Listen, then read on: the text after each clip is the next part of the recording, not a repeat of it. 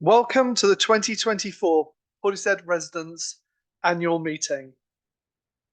Before we start, I have a few items of housekeeping to attend to. We're not expecting a fire drill, so if the fire alarm sounds, then please leave in an orderly fashion and gather in the folk hall car park until we give the all clear. This meeting is convened under the Local Government Act 1972. It's a statutory requirement of the Town Council to hold this meeting once a year.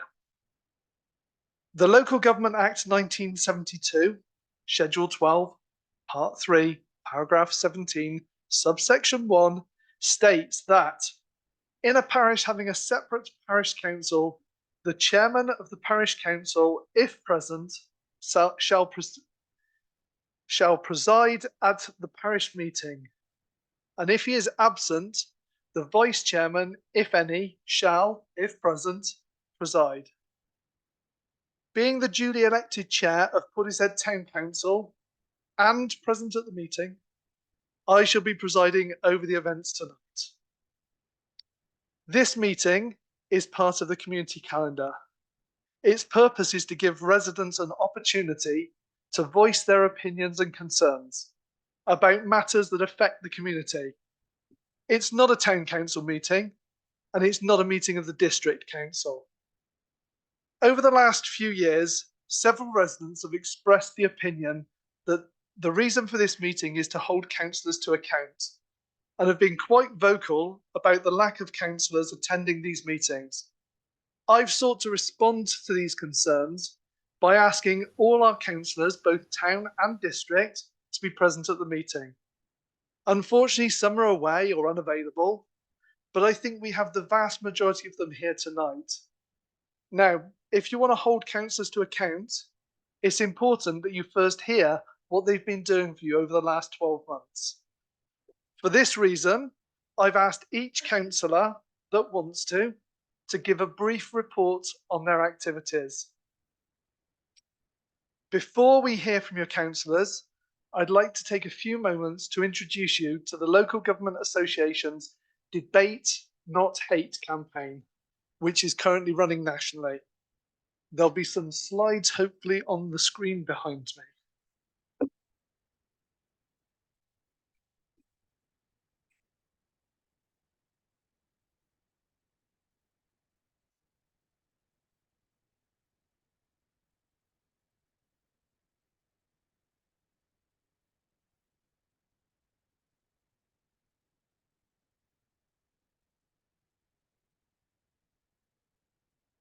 There we go.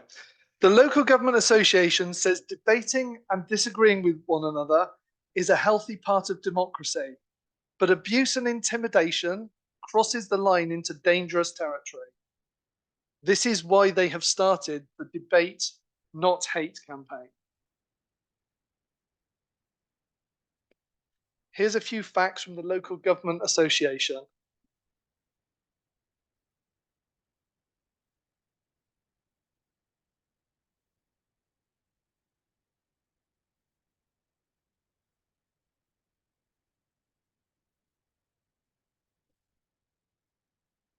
I've taken a quick look through meeting recordings and social media from the last month and created a word cloud of all the degrading or dehumanizing words and phrases that have been used.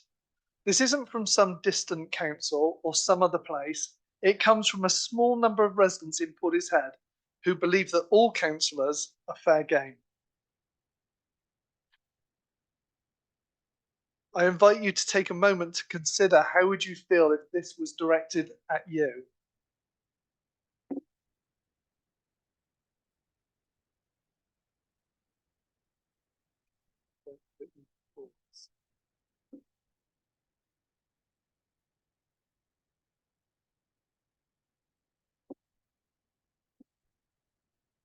Bear with me, technology issue.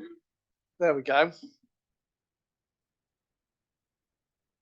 Some people may think this is acceptable, that politicians should have thick skin and accept this as being part of being a politician. But I ask you, should this really be the default position, where language aimed at dehumanizing and degrading councillors is routinely accepted. Let us not forget that every person on this council is a resident of Portishead, that voluntarily stood for election because they love our town and wanted to do their bit to improve it. And let's definitely not forget that every one of them is someone's son or daughter, mother or father or grandparents. These are your neighbours.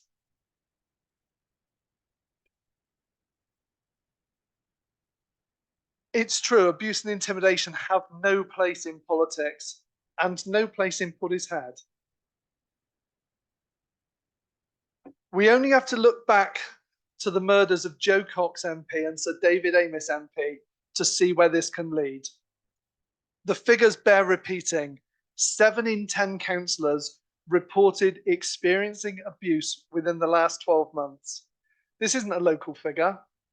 This is 7 out of every 10 councillors across the country. The language we use makes a difference. The dehumanizing language used in the earlier word cloud has consequences. It divides people. It enables abuse. It sows the seeds of hate, and it emboldens people with extreme views to take action. Both Joe Cox and Sir David Amess know firsthand what those consequences are.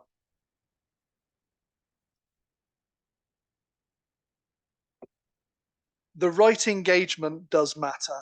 So the local government association have published what they call the rules of engagement. Debate and disagreement are welcome, but only when expressed with courtesy, respect, and politeness. The council will not tolerate any abuse, harassment, intimidation, or threats of any form. The council will not tolerate any discriminatory language, including racism, sexism, ageism, ableism, homophobia, transphobia, or religious intolerance. And you must not use the council meetings to spread false or unverified information. Everyone that respects these rules are welcome at all meetings. But it's the responsibility of all of us to ensure that we hold ourselves and others to these rules so we can have debate, not hate. I would like to invite up to speak at this point a previous chair of Portishead Town Council, Paul Gardner, to say a few words on his experience in this role. Do we have the roving? Yeah. Oh, if you want to sit down and use that one, is that one okay? Yeah, it's okay. Good evening, everyone. It's probably easier if I use. Sorry, can people hear me? Okay. Yeah. Okay. Yeah, Paul Gardner. I'm a resident of Portishead. I was the chair of the council in 2019 and 20. So I'm really glad that the Portishead Town Council has opened up the debate about debating, not hating, as there's just too much hate around today in the world. And we've seen another example today where the Slovak Prime Minister has been shot 3 times. Unfortunately, we also experience it here in Portishead. There have just been far too many examples of intimidation that have impacted local town councillors, their families, their friends, and even residents with no connection to the council. For those of you who are unaware of what goes on, I thought I'd just give you some recent examples, human examples that have affected local people. So several examples here. So as a councillor has been told by a resident on social media to start listening to the public or separate from his partner. The perpetrator followed this up with a chance face-to-face encounter by making false accusations about the councillor's wife being an online bully. Another councillor, previous councillor, was brought to tears by a resident's aggressive behaviour towards her in the street, witnessed by others, including a group of children playing nearby, one of whom was so upset by it she ran home to tell her mum what was happening. This councillor, even now 3 years later, is regularly accused of lying about this real life incident. Another example, the mother of a town councillor receiving a poison pen postcard about her daughter. An North Somerset Times reporter having to enlist the head office newspaper lawyer to force a resident to amend a libelous Facebook post. The unauthorised publishing of a picture of a resident's 10-year-old grandchild, and the perpetrator refusing to remove the photo despite being asked politely to do so. The widespread and relentless use of fake surrogate accounts by Facebook trolls to attack the reputation of individual councillors and residents by reinforcing a particular narrative to gang up on the victims. The posting of highly selected video clips and photos specifically designed to denigrate and belittle people at council meetings. Personally, I had to put up with many abusive, untrue posts. They still continue, despite being a councillor for the last year. Selectively edited videos with twisted commentaries, along with intimidating behaviour at council meetings by a handful of residents. I don't recall all the details, so just far too many incidents. Corrupt, liar and bully are common false allegations made against me. No evidence is ever provided to back up these false allegations, but even so, I've had to take legal advice on how to deal with the abuse I've received. And I know the previous chair of the council before, in 2015 and 17, also had to take legal advice. So it's a long-running problem. Numerous reports have been made to the police and Facebook by different people about false and misleading posts designed to spread hate and cause harm, silence the victims. Fortunately, this behaviour is only carried out by a tiny number of people. But it's getting worse, as we've seen just now. And I'm afraid it's all too easy to unknowingly get caught up in the attacks, especially if people only see false, selective, and highly misleading information. Dealing with this wastes a huge amount of time and energy and takes a massive toll on the physical and mental health of councillors, council officers, their families, their friends, as well as residents. Behaviour of a small handful puts off other residents from engaging with the council and puts off good people from standing as councillors. Being a town councillor is a purely voluntary role. It means people giving out their time just to help residents to the best of their abilities with no hidden agendas. People do this willingly to try to help residents for the love of their town. The meeting and the discussion tonight is an opportunity for a fresh start, to draw a line in the sand, and for residents to take back control of our town from those few people who would like to spread hate and divide us. Let's have no more personal attacks. Let's have no more intimidation. Let's have no more online trolls. Instead, let's work together, all of us, for positive change, like bringing back the carnival. Let's stand together to fight issues that will hurt our town, such as the North Somerset Council attempts to impose car parking charges. Let's stand united to make Portishead an even better place to live. Finally, let's reflect on the situation and grasp the opportunity. If not, we may end up with no council that represents us. It could be that serious. And thank you for listening. Thank you.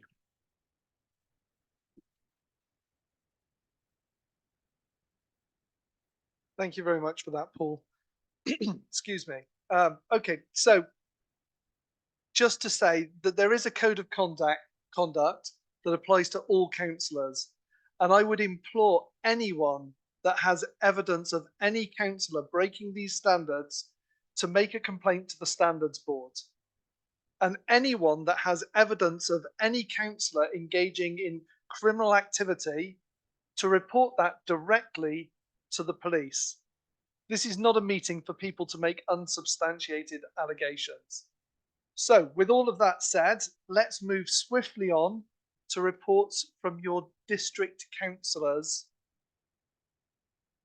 So, Tim, would you like to go first?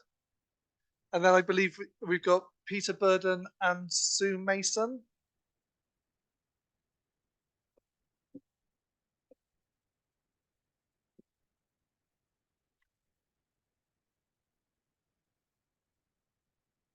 Hello, thank you for coming. As Roger is chairing the meeting, Caritas is abroad and Nicola is unable to attend, I will be giving you a brief report on behalf of your Portishead Independent Group councillors to explain what we have been doing for Portishead. After being elected in 2023, we set about work on a number of pressing issues in Portishead, in particular the urgent action needed on the proposed bus lanes on the A369 Portbury 100 and Markham Road. As work was scheduled to start in July 2023, I am pleased to say that since our intervention, the Portbury 100 bus lane has been replaced with parking measures in Portishead to make the required time savings for the bus journey. And Markham Road bus lane has been postponed pending a further review on its effectiveness and impact. We tackled a long-standing issue with the development threat on Slade Road Field, and now successfully had it removed from the development list and the transfer to Portishead Town Council, which is ongoing, with plans to transform it into a community nature space. As we went through the summer, we saw problems around the lake grounds with the lots of camper vans using it as an overnight parking area. Counted up to about 40 odd camper vans in one night. And with the response to this, we arranged for the new signs to be erected around the lake grounds to stop it becoming an unofficial campsite. Some of these have been removed and vandalised, and replacements will be put in place. We have recently started the trial of parking restrictions on 2 streets to allow bin lorries to pass. We will be looking closely at the impact of this trial, and if successful, it may be rolled out in other areas within Portishead, where parking makes bin collections a little bit on the impossible side. We remain very concerned regarding the threat that is posed by developers to Portishead's greenbelt and open spaces, especially the Western Bigwood area. And we need well, if we go back to where these areas need an additional layer of protection, as housing pressures from central government targets will open these areas up to threat for development. To this end, we have been doing further work on the Wyndham Way development plan to ensure there's a robust plan in place for this developer-owned brownfield site to counter any threat on the green belt. We have committed time and time again that Portishead should see no further development without infrastructure. And to this end, the Wyndham Way plan schedules infrastructure and housing at the same time, which is quite unusual. Now, I don't think you're doing this, you're going to see thousands of homes appear overnight or anytime soon. Currently, there's no planning applications in the pipeline, and we don't expect to see any in the next 5 years. The plan is about the next 15 plus years, and about ensuring that any homes and infrastructure provided are matched with the needs of Portishead. So rumours of thousands of homes are totally incorrect.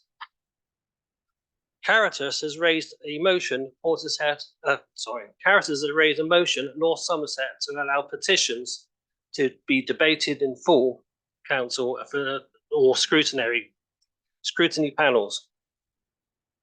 I am pleased to say that this has been unanimously accepted, and the new procedure will be in place in a few months' time to give residents of North Somerset a louder voice in council decisions with their petitions. We continue to work for a fair deal for Portishead, whether that is in planning, infrastructure, open spaces, or even parking charges. Yesterday, I delivered a petition from the people of Portishead to North Somerset Council with a number of 4,599 signatures on it, demonstrating the weight of the opposition to the proposed charges. We will keep fighting for what is right for Portishead. Thank you very much.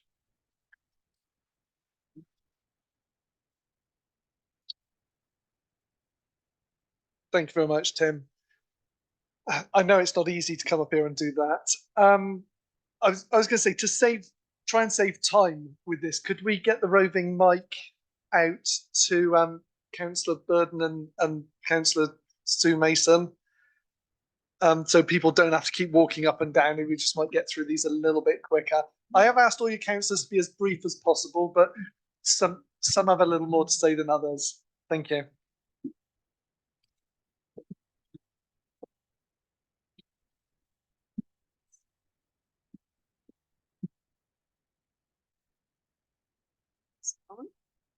Is it on? Oh, well done. Right, okay, I will be very brief. Right, I'm Sue Mason, and before being elected onto North Somerset Council last May, I had been a town councillor for 18 years, from 2001 to 2011, and then 2015 until 2023. So I have a lot of experience there, and I am gradually expanding my experience on North Somerset Council. I'm on 2 panels, which is the Children and Young People's Service Policy and Scrutiny Panel, and also the Transport, Climate and Communities Policy and Scrutiny Panel. Both a bit of a mouthful, but both very important, and obviously, things that I am interested in as well. And so if you have any questions on any of them, you can always contact me and I'll see if I can help. And help them. I'm also the North Somerset rep on Portishead Youth and Community Centre. It always was, up until very recently, the Portishead Youth Centre. Now, because of all of the work that they do with the whole community, they have recently renamed it, and it's now Portishead Youth and Community Centre. I also hold a monthly councillor surgery in the library on the first Tuesday in the month from 10:30 until 11:30. And I'm often joined by a PCSO, which is Kylie Howard, and Chris Olive from the Community Response Team. I've also done a variety of casework, as have all district councillors, and this has included planning applications, potholes, of course, bus service, road signs, public rights of way, parking near Highdown, because of course I am the North Somerset for Westward, it is obviously up at the top. And also I've had people contact me about the parking consultation and much, much more. But thank you for that. I pass you now to.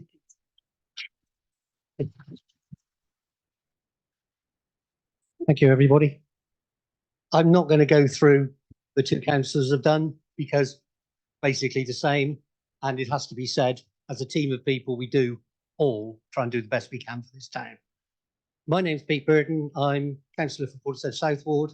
I had a 4-year out from the last election, and I'm quite horrified with quite a lot of the things that I've come back to, which I'll explain, because I think some of the councillors who weren't involved before might find it a bit difficult. I am used to a situation where if you contact an officer, I know they're now on email, but if you contact an officer, you expect a reply. You've got a man in the back of this room here who a month ago asked me one very simple question, or I thought it was, who do I see to make sure the groundworks going on in a particular place doesn't disturb breeding owl? I sent an email. He reminded me tonight. It was nearly a month ago.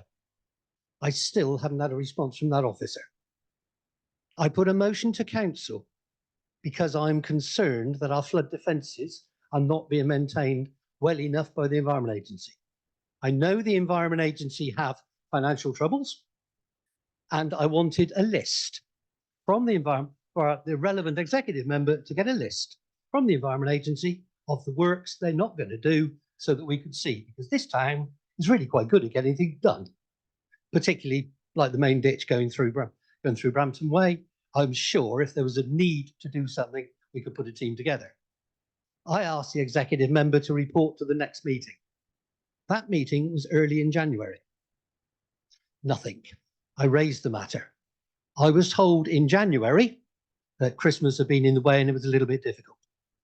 At the February council meeting, still nothing.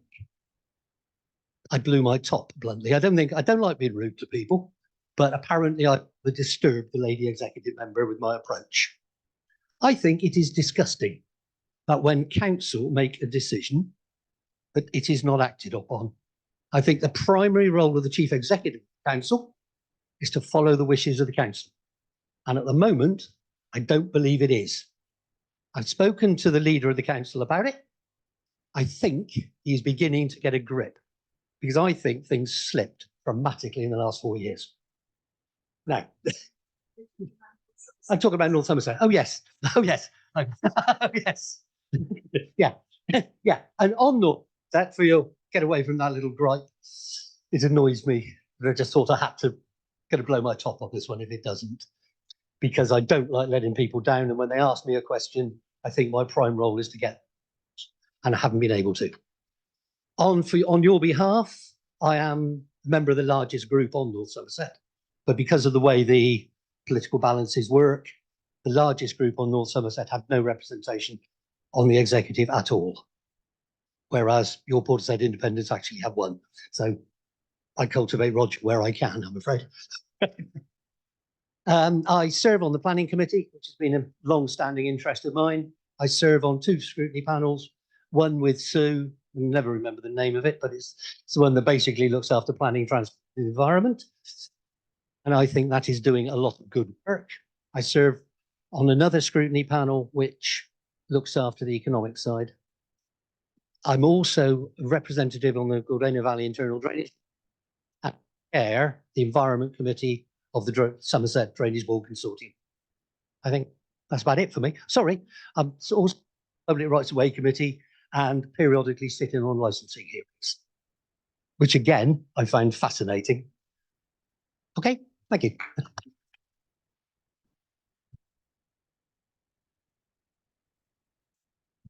Thank you very much, Peter and Sue, for that. So that's, I think we've heard from the district councillors now. So now it's time to hear from your town councillors and committee chairs. I have asked everybody to be brief. Mr. Burden told me that he was going to be brief, but that it is the way of a councillor, unfortunately, to talk and talk sometimes. By your standards, that was brief. You're right. Yes. So, who would like to go first? Martin, would you like to? Can we have the mic for him? Sorry. Yeah. Oh, you just used it. Yeah. I was trying to make it quicker with the mic, but it seems that it might be quicker with the chair now. Hi everybody, nice to see you all. My name is Martin Dowling.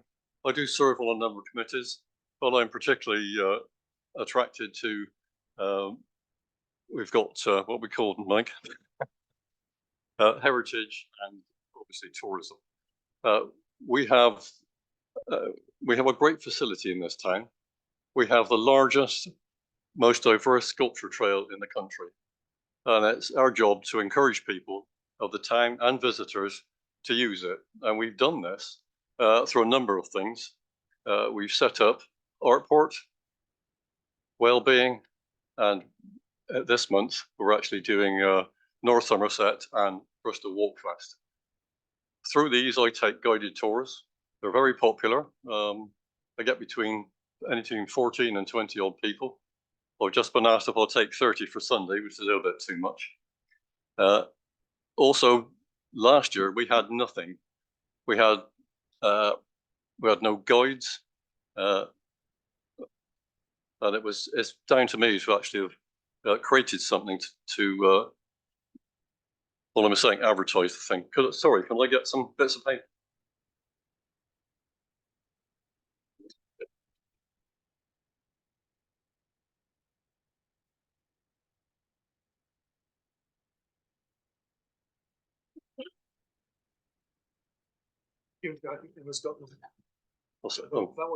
That was part. Thank you, Emma. Well, I was going to start with what we began with, if I can find what I'm looking for. Well, okay. A year ago, we had this, which is not actually inspiring. I didn't think it was professional enough. So we put a lot of work in. We photographed all the sculptures in Portishead. I've written everything about them I can find, and we've produced some trail guides. Because it's so big, I split it up into 3 sections. We've got a red trail, a blue trail, and a green trail. And we've produced these for everybody to use, should they want to do it for themselves. I do take guided tours if anybody wants to call me. We've got one Sunday and one on the 26th. But these you can do for yourself. We've given you a starting date, how long it takes to do, whether it's wheelchair friendly or not. Inside we've got proper photographs, and we've numbered them 1 to, in this case, 14. And inside we've got great map. Am I upside down? There we go. Which is a lot better than the first one I just showed you. You can actually see the name of the streets, and it takes about an hour, hour and a half to walk these things. These are available from us here, and you're quite welcome to take some with you this evening if you want to. And I'll take anybody who wants to join the walk fest tomorrow and on the 26th. Thank you. Thank you very much.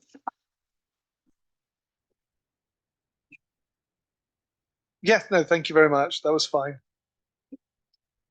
Okay, so I was just going to say, I should have said this a couple of minutes ago before I brought Martin up, but John Davey, Councillor John Davey, was unfortunately rushed into hospital last night, and both him and Janet Davey can't be here at this meeting. I know he wanted to be here at the meeting to do the budget presentation to you, to show what we've been doing with all your money. He's now on the road to recovery, and I'm sure that we'll all wish him a speedy recovery. Do I have another councillor who'd like to come up? Jenny? Did you want? No, okay, that's fine. So who's David? Are you going to do the budget presentation, John? Quick few words about North Ward, and then go on to the budget presentation. Yeah, no, that's great. Thank you. So I'm David Gunnell. I'm one of 2 councillors for North Ward, together with Tim, who you've just heard from. North Ward, in brief, covers the kind of lake grounds area and some of the marina. In terms of the work I've been doing in the last year as a North Ward councillor, a lot of lake grounds related issues. We've been working on a survey to inform plans for hopefully a new cafe development in the lake grounds area. It's something that was highlighted in a survey of lake grounds facilities about 4 years ago. So we're doing a lot of work to get a sense of what people want and how people use the lake grounds. I've been involved with concerns about the varying water levels in the lake, which have been going up and down. There have been problems with the sluice gates. That's attracted a lot of concerns, understandably. It has led to outbreaks of blue-green algae. So there's been a lot of correspondence between me and North Somerset Council about that. And they're getting the hang of it, I think.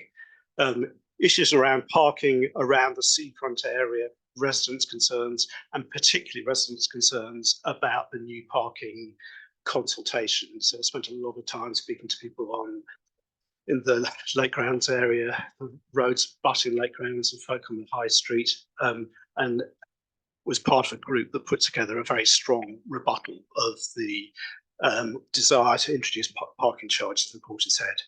The other, I guess, big piece of project work I've been involved with is around trying to make the town more pesticide free. A lot of concerns from residents about the use of weedicides, and we've now got an experimental area on St Peter's Road, which we're going to try and keep weed free, together with a residents group, and that work's going to be starting up in a couple of weeks' time. Thanks.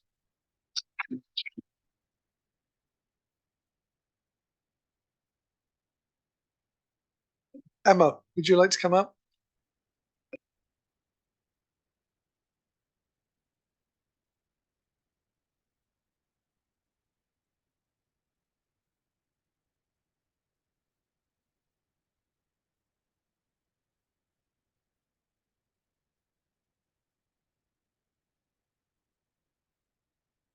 Hello everybody, Emma Blackmore from Westward, just waiting for the presentation to come up and we shall commence. Oh, thank you. Okay, so in essence, I'm giving 3 updates here. We've got the one on our engagement working party, which was a action that we'd taken from one of the previous full town council meetings back at the end of last year. We've got an update in terms of the sort of actions that we've been able to come to so far, and really the most important part is the kind of next steps where we're just up to. So just to reiterate, just in case, just to fetch everybody up to speed, in essence, the purpose of the engagement workshops and the engagement sort of proposals that we were putting together, we wanted to make sure as a council that the delivery of the information of our communication was completely clear and transparent. We wanted to increase public participation. We wanted to make sure that we are harnessing public opinion in the decisions that we're making in our projects and also in our budget discussions when we get to that part of the year as well. We want to make sure that we're expanding our methods of communication and engagement as well, just to make sure that we're capturing all of our residents in all of the various different ways that we need to communicate with them. And really important is to build trust and to make sure that all of our residents are clear we are here for them. And equally, we want our residents to make sure that they are fully aware that their participation is valued. And also it's what we're using to actually garner our decisions, our decision-making process. So in terms of an update, it's not moving as fast as I would like. I can be a bit impatient with these things sometimes, but sort of learning to sort of gear myself to the other priorities that we've got as a council, and the other challenges that we've got, certainly around resource, and obviously the councillor obligations that we've got as well. But the update in terms of where we are now is that we've got our council officers engaged with the process. We reviewed the strategy document, the communication strategy document, which already existed as a council. And we will be using that to update all of the opinions that we get as part of the progress that we're making in essence. So really this most important part is what we're doing next. So we're going to set a schedule up for the resident meetings to make sure that we're actually engaging, so most likely in the folk hall, but other places as well, and gather all of those lessons that we've learned, certainly from the parking consultation that we've just been through, and how we can harness that opinion and what we know has worked in terms of actually getting public participation, being active and being positive and constructive in that sense. And then making sure that we're capturing all of those different aspects and all of those different opinions. And then as we progress, we're going to keep refreshing. The document that we've got is not set in stone. The document that we've got will live. It will be sort of organic really through this process to make sure that we keep on reviewing it and make sure that the engagement process and the engagement plans we have as a council continue to be as inclusive, so we as a council body are sort of making sure that all of our residents' opinions are taken into account. Okay, so the next slide I'm going to go on to is the one that we put together for Janet's wellbeing update. So just a review in the sort of left-hand column, as I'm looking at it. So the two wellbeing events which were held, we had one in autumn and we had one in spring. The one in spring was so well attended, along with the Lions Club and a lot of other bodies that attended that. There was over 900 residents which came, and we were offering sort of blood tests and checks and all sorts of other sort of wellbeing activities during those days as well. I guess just as a refresher really, I guess, to let everybody know about the quarterly meetings that we've got here. So they are held with local wellbeing partnerships. So we've got people that are giving their time for free in essence, just to make sure that they're engaging with other partnerships and other sort of local sort of healthcare and wellbeing sort of parts of the community as well. And then we've obviously got the monthly sort of workshops that we've got as well. And that's where we've got experts which are giving their time to sort of the public meetings and the residents who can sign up to attend those as well. So for 2024, the details are on the website and just at the back, just as you leave in, there's loads of leaflets out there in the foyer as well. That's just a list of some of the other wellbeing workshops that we've actually got already scheduled in between now and the end of the year.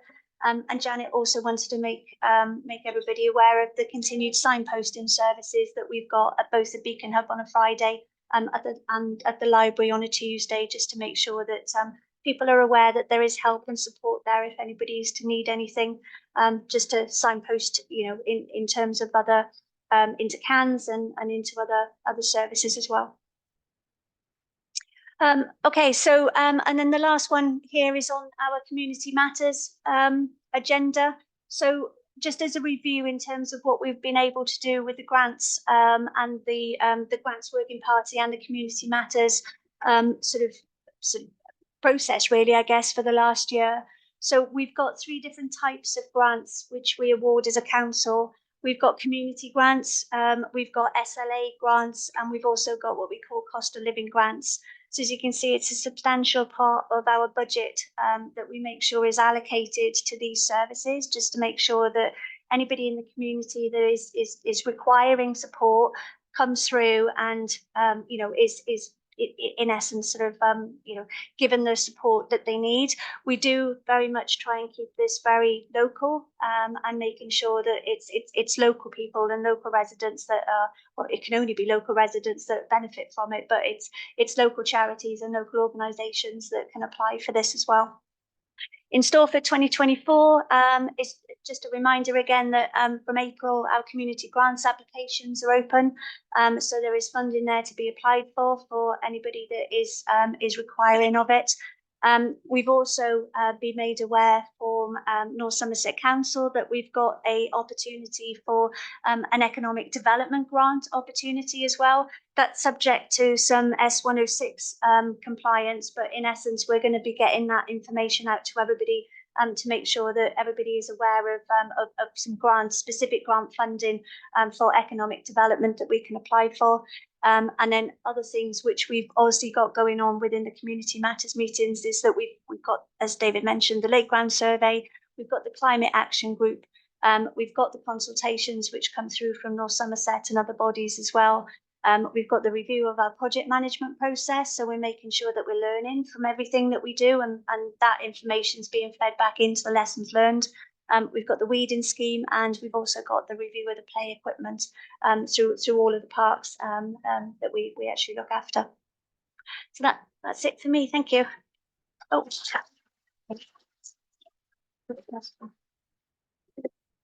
Thank you very much, Emma. We've only got a couple more to go, and then we'll be able to take some questions from the floor. So if you could just bear with us, I know you've been very patient so far. S106. Emma, could you? Yeah. Yeah.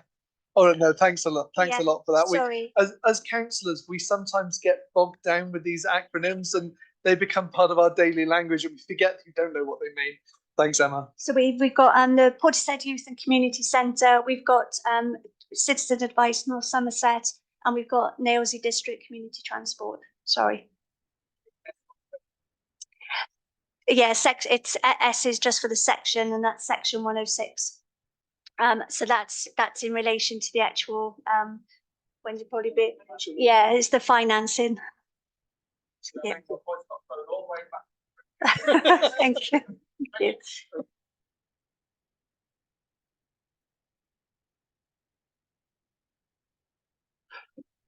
So Mike would like to have Mike Johnson, Councillor Mike Johnson, the Vice Chair of the Council, would like to have a word with you regarding planning. Planning indeed, yes. Yes.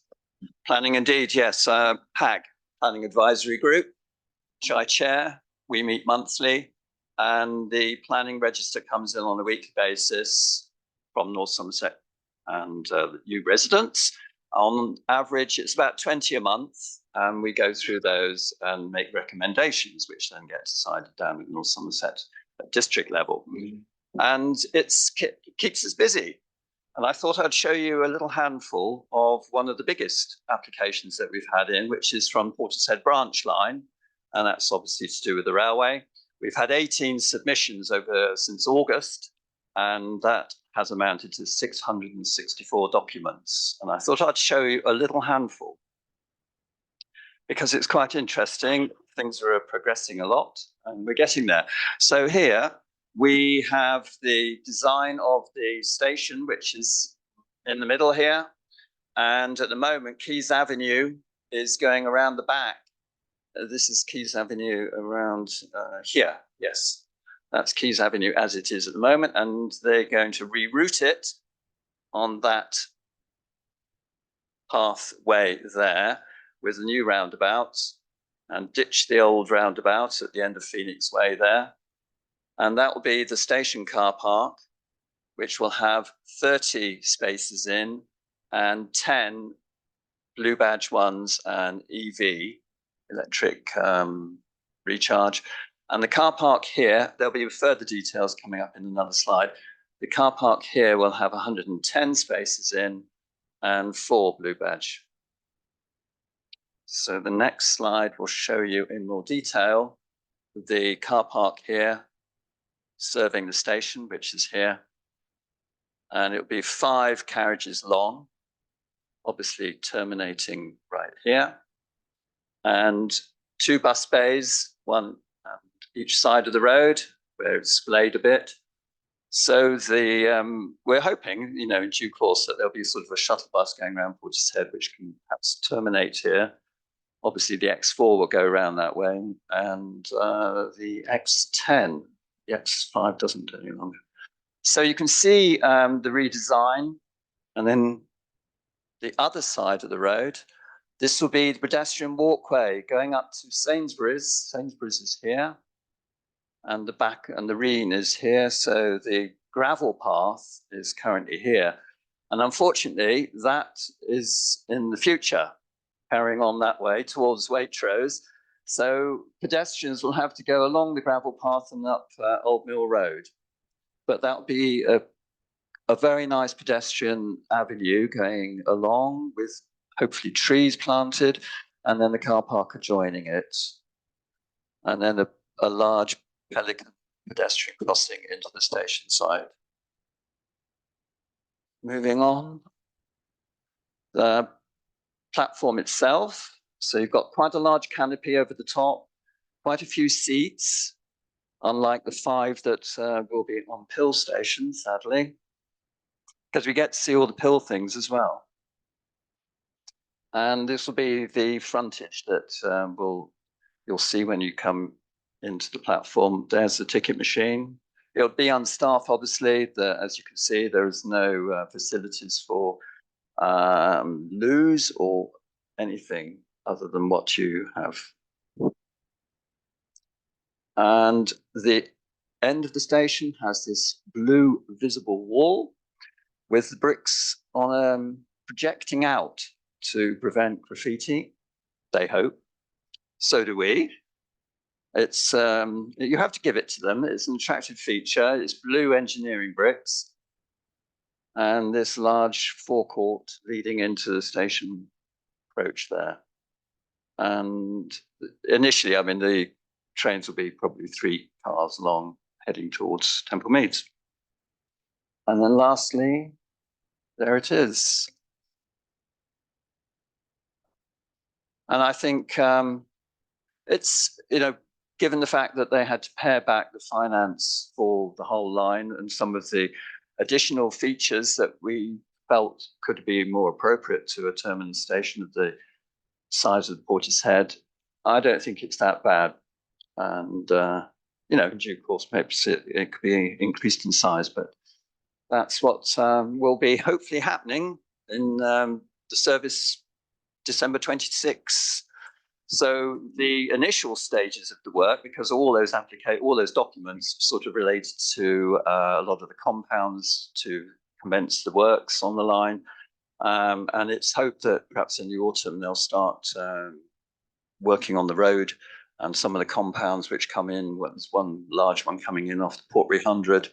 for example, and to access the route and so on and so forth. But yeah, it's been a very varied series of documents coming through. You know, the invasive flora on the line, which has got to be eradicated, and all the drainage, and very, very detailed. It's all coming in from Network Rail and Volker Fitzpatrick, who are the main contractors, who will probably be rebuilding and doing the line works when it commences. So watch this space, and it's all very exciting. I think that sort of concludes the planning. Good. Thank you very much. Okay, so we're going to move swiftly on to Councillor David Gunnell, who's just going to give us the rundown of the budget that John unfortunately can't be here to give. I've just received a message on my watch from Janet to say that everything's okay, and she gives us our best wishes for this. And I've already told her she should be concentrating on her husband and not thinking about all of us here. So, David, if you could do that, thank you. Thanks, Roger. Yeah, and really sad John can't be here. He's chair of the Staff and Finance Committee. I'm vice chair. Luckily, John is very well organised, and he'd circulated a draft of what he's going to say about 2 weeks ago. So I'm going to read out that draft. And huge apologies to John if he'd made any updates. First of all, John wanted to acknowledge all the work done by other committee members and the officers who support the group. The group cover staff and finance. The main work of the staffing bit of the committee this year has been a review of staff structures and functions, and for obvious reasons, these are usually dealt with in closed council sessions. We've done a comprehensive review of our staff, working practices, office layout, and so on. This work was undertaken by Paul Churchill before he stepped down, and myself, and has included lengthy conversations with all members of staff. The findings and recommendations from the review have been shared with the staff team and councillors, and we're beginning to implement changes with advice from our HR advisors and giving regular updates to staff. Turning to the committee's financial side, first a few words on the year that's just ended. Up until the 31st of March, we saw the completion of the biggest project that the council has undertaken for some time, and that was the £339,000 skate park project, Wheels Park project. This was largely funded by external grants. SIL money covered a further 80k, leaving just 17k to be picked up from the council funds. So just about 5% of the total cost, which is pretty good value for money. Our finance officer has prepared the council accounts for the coming year, and these are, for last year, and these are now being audited. The previous council budgeted for a deficit of around 142,000 in the last financial year. We're on track to be in a slightly lower deficit. When John looked at this, it was likely to be about 40k. Unfortunately, when we look ahead, the picture isn't so rosy. As some of you may know, the last council commissioned reports on the condition of the 3 community halls, that's North Western, Redcliffe and the Folk Hall, and the results have disclosed a serious situation. All 3 have defects in them, including electrical installations and asbestos usage, as well as normal maintenance having been neglected for many years. The cost of the repairs is estimated to be over 400,000, but this is still highly uncertain until we receive tenders from potential contractors, and we're in the process of doing that. The council's total income is around £1 million a year, with about 90% of that coming from the precept, which we all pay. So the cost of 400,000 is plainly unaffordable in a single year. It's going to have to be spread over several years, and the first task is to engage project managers, and priority will then be given to safety-related work. Without this work, we would be unable to get insurance cover, and we would have to close all 3 halls. Our other main cost is staffing, and this represents around 45% of our budget in this last year. We've looked at other councils of a similar size around the country and found that our spend is roughly comparable with similarly sized councils. We also have to recognise that there are new running costs that need to be included in the budget. These include the Slade Road Park, Heavensfield Park, the Lake Grounds Playground and the skate park, which we've taken over, as well as the ownership of Brackenwood. So to offset all this extra cost, we've been forced to delay by a number of worthwhile projects.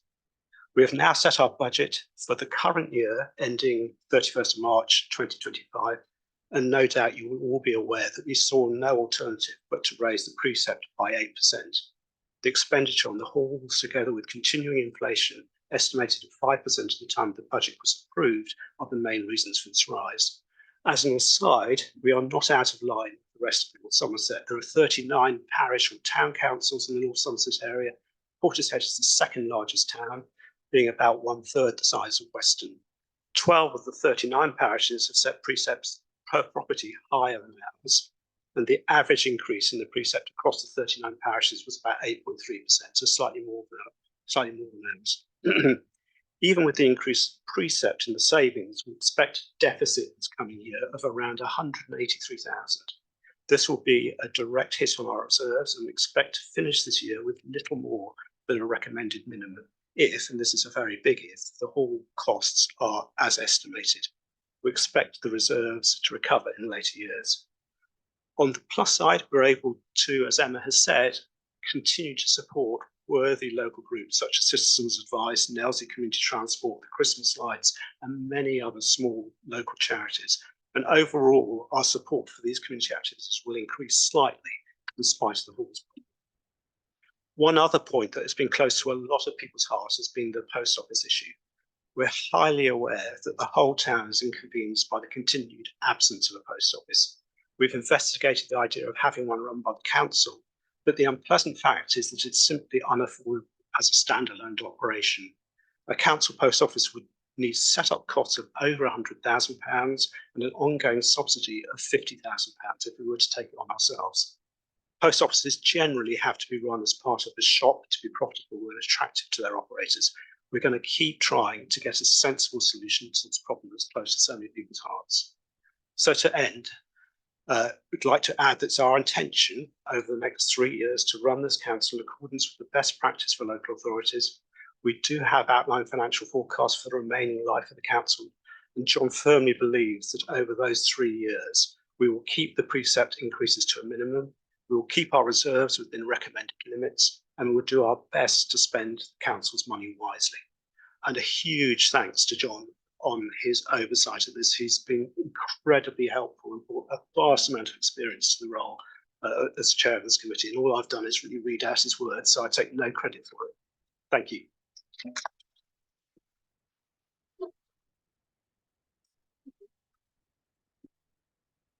Okay, thank you all very much for your patience. We have overrun on time, unfortunately, so I'll try and be as quick as possible on the next bit. The minutes of last year's Portishead Residents Annual Meeting have been distributed around the room. It's part of the agenda that you've got, if you've got an agenda pack. I think there's some at the back if anybody wants to see them. The notes are just for, the minutes are just for noting in this meeting. So we just note the minutes and then carry on. Okay, so we are now at the part of the meeting where you as residents have your say. You can raise any issues you want.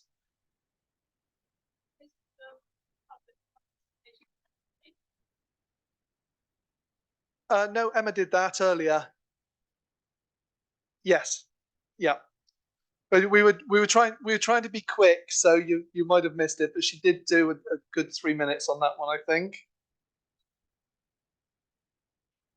So I'd ask you all to refrain from making personal comments about individuals. This is a hybrid meeting. If you don't speak into the microphone, then no one online will be able to hear you. We also have an induction loop in the room for people with hearing aids. So again, if you don't speak into the microphone, some people may not be able to hear you. There is a roving microphone that Mike has for us there for you to use. So just put your hand up if you wish to speak, and we'll get it over to you as quickly as possible. Please wait for the microphone because of the people online and the people with hearing aids. I'd like us to start with residents suggesting topics or issues that they'd like to speak about. And to do that, I'm going to ask a colleague and previous chair of the council, Paul Gardner to come up and make notes for us on the flip chart. So what I'd like him to do is capture the information of the things that you want to talk about, and then feed that information back into either your town or district council so that it can be used and incorporated into the decisions that we make as a council. I hope that this will mean that everyone will get a chance to have their say on whatever they want. If we run out of time, and we've overrun already, so it's quite likely, but if we run out of time, I'm quite happy to hold another meeting to go on and discuss any items that we miss at this meeting. So don't think that just because we haven't got it in this meeting, you're going to lose your chance. You're not. We'll give you another option. It's not a problem to do that. Sorry, I've lost my place now. Yeah, so just want to make sure that everything gets debated because, of course, as the residents of Portishead, your voice matters. So if you'd like to suggest a topic or issue, then please raise your hand and wait for the microphone to come to you. And Paul will diligently write it on the board. I'd like us to throw out a number of topics first, get them on the board, and then work our way through them, if that's okay. So, Mike, when you're ready, hands are going up. If you'd like to do that, that would be great. Hi there, Chris Clark. Before we move on to this, can I just take a slight go back to one of the agenda items, which I did try to raise a question on, but obviously wasn't seen. Fully accepting 100% the first item that it is wrong to vilify people who are councillors. It's wrong to obviously make them pay the price, if you like, of being a councillor. But I was a little concerned that there was no mention of the members of the public who are similarly vilified. I felt it important that you should have made it clear that any such behaviour is unacceptable on both sides, and it shouldn't be us and them. We should be all together. Now, I saw the words on that sheet, and this week I saw a scandalous entry in which somebody on social media had queried the mental well-being of a resident who happened to have political differences from perhaps the person that questioned it.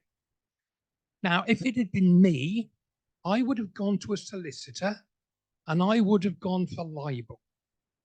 And the person who posted that entry, maybe the damages would have been minimal, but the costs in defending and the costs, if it had been me, my costs, they'd have had to meet. And so I think it's important, number one, to ask the various parties concerned to confirm that you condemn and will not have people amongst you who partake in this behaviour.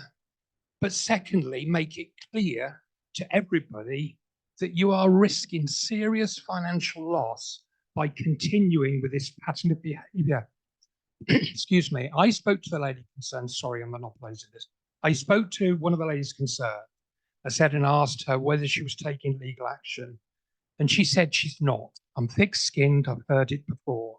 That makes her a better person than me. And it makes her a better person than the individual who commented on social media. Now, I wanted to raise that as part of this agenda, and I apologise if I've monopolised something into the next section. But thank you for allowing me to speak.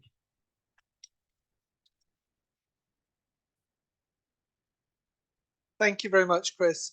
I'll just point out that I did mention the Councillors' Code of Conduct and the procedures for dealing with councillors who breach that code of conduct. So this wasn't a them and us. This was just that that councillors already have rules in place, and there are already procedures to hold them to account when they break those rules. Microphone for the next person.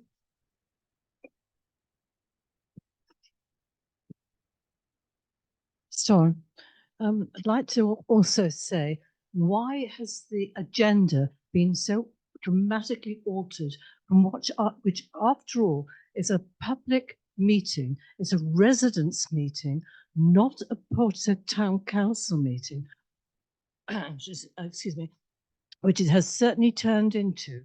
The agenda seems to have been completely hijacked, and I would like to see it return to an agenda that respected the residents of this town, where they're certainly not being respected at all.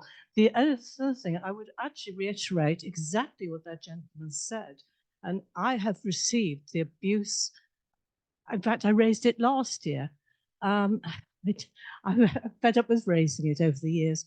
The abuse that's been received by certain individuals, and it's the same people who are sitting on this council. Some of the people are sitting on this council. So I you know, just respect us well as everybody else.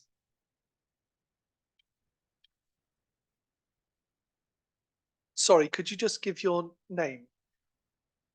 Marilyn. Thank you very much. Could everyone, when they get to speak, could they just mention their name first so that it can be minuted? Thank you. Hi, my name's Lisa Stanley. I came along today because I thought it was a residents' meeting. This was a town council meeting and it overran, and I could have gone to finance, I could have gone to planning committees, I could have gone to Rec and Works, I could have come to a general town council meeting. And I say this understanding because I was a town councillor for 4 years. So all of some great stuff that people are doing, but not at a residents' meeting. And you mentioned earlier this whole engagement process and building trust. And I haven't seen anything in the first hour of that meeting that is building trust with residents. You mentioned the Slovakia Prime Minister who was shot. I listened in detail on my way home tonight to how we start dealing with hatred. And it's not by one person taking control of a meeting or one party taking control of a meeting. It's offering that up to an independent person so both parties get equal time and equal opportunity to voice what they want. So I'm saddened. I apologise for standing as well. I've got a bad back, but I've spent an hour with a bad back listening to a town council meeting. This isn't a residents' meeting, and I'm saddened by it. And also, I would just like to mention, while I was a town councillor, the worst abuse I got, the worst lies were from fellow town councillors. And it was soul destroying. Not all town councillors, there's some here tonight that I would still give credit to, but I would make it very, very clear that this isn't a one-way street. This is very much a two-way street. And I'm also still trying to understand why the chair has resigned and why Paul Churchill resigned as well. Again, it makes me feel that perhaps, and I have no evidence of this, and I will be quite honest about that, it makes me wonder what is still going on within the council. So I think you need to put your own club in order before you start accusing other people. Thank you.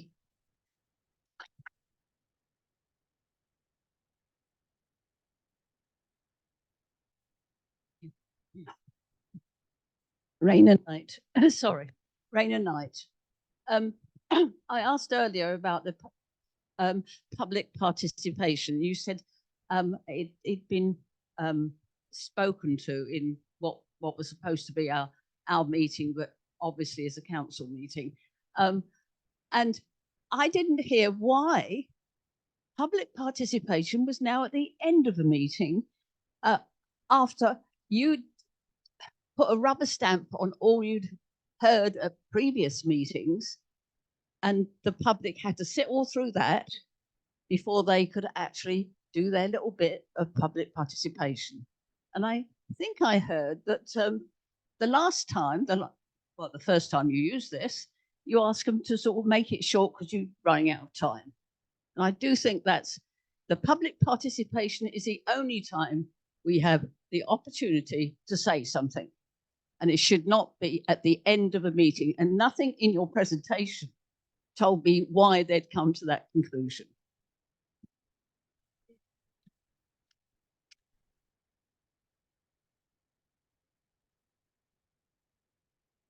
Hi, I'm Isti Ahmed. I just wanted to ask a bit more about transport, really, sort of.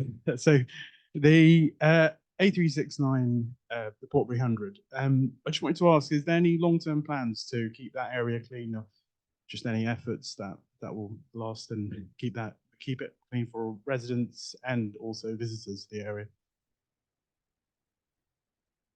Do we want to put that on the list, and we'll come back to that in a minute? Are you okay with that? Okay. Hopefully we've got a few things that we can work through that people want to hear the answers to. Can you hear me? Thank you for this opportunity to speak. If you don't know me, I was here 12 months ago asking the same question. I'm going to ask it again today. My name is Stephen Rees. In February last year, I lost my son in Portishead Marina. I've been tasked, me and friends, to try and get extra barriers put down Portishead Marina. And I've got a few questions I need to ask.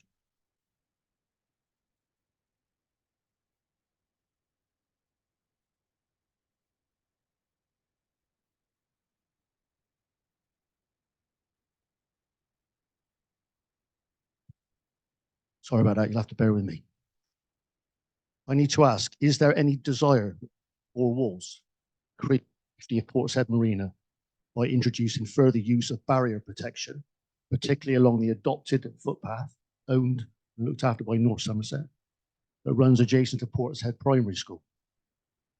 The National Water Safety Forum states that drowning is in the UK accounts for more accidental fatalities annually than fire deaths in the home or cycling deaths on the road. Some 400 people lose their lives drowning every year. They further state that these deaths can be preventable by simple and coordinated action, such as creating safer environments. This is such a big issue that I don't know if you know, but there is a World Drowning Day. Does anybody know what day it is? It's the 25th of July. That's how important it is, especially if you lose people to drowning. I've been in contact with Sir Liam Fox, who has kindly written to North Somerset Council asking, or in fact, I could read it for you. I have 2 minutes.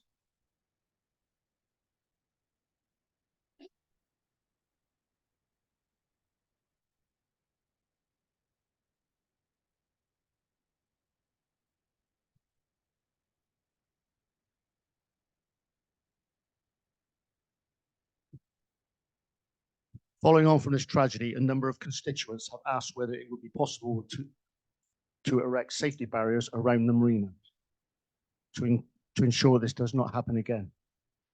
You will be aware that there are some objections about the desirability of this, but it seems that a clear majority are in favour of making the change, i.e. improving barrier safety. I have to say that the response to Liam Fox from a certain individual from North Somerset Council is quite disturbing.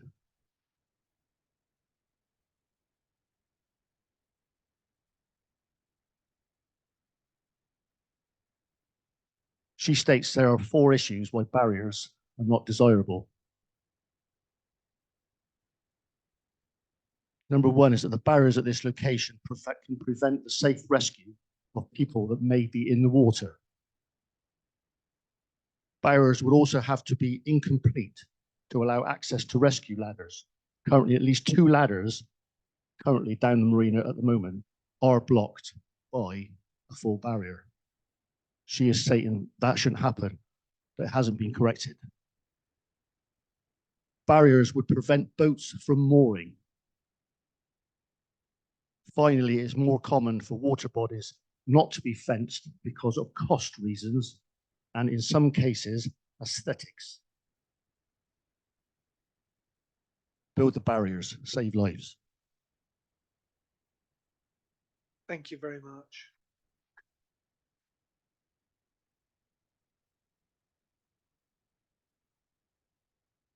Do we have anybody else would like to throw anything into the mix for what we are going to discuss, or should we?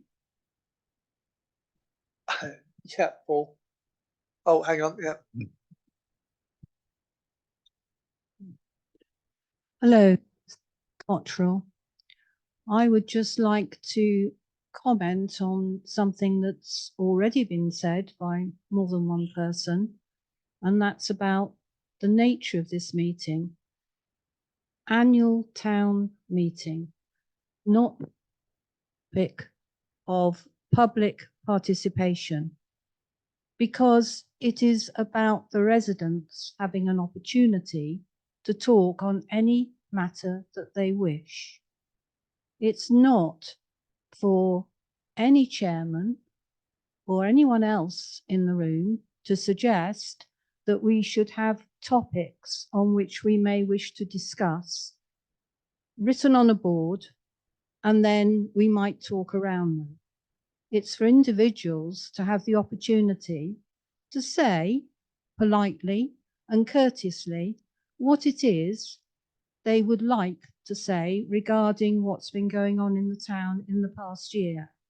And I think that's why you've got 2 or 3 topics only and nothing more, because it's not necessarily a topic that you want to talk about. It may be things in general.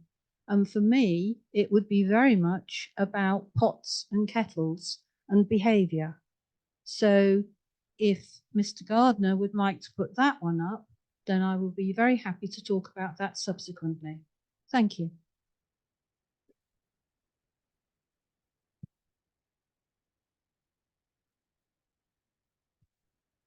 Hiya, it's Verity Gardner. I would like to ask a question about the Slade Road playing field. So as I understand, that's no longer on the North Somerset Council development list. And I was just wondering, what the plans are for this green space, which is, such a nice and kind of hidden asset in the town.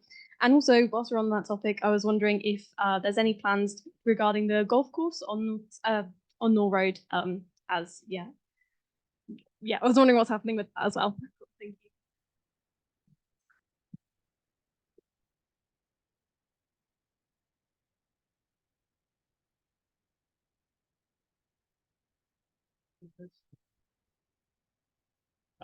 Yeah, I was interested in what you said, Peter, about flooding, because when I was a councillor, I understood there were going to be some major works around the back of the nature reserve in about the next 5 years.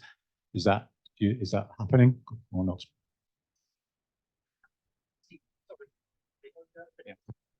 What most people don't realise is what everybody used to call the sea wall is no longer an asset to be defended.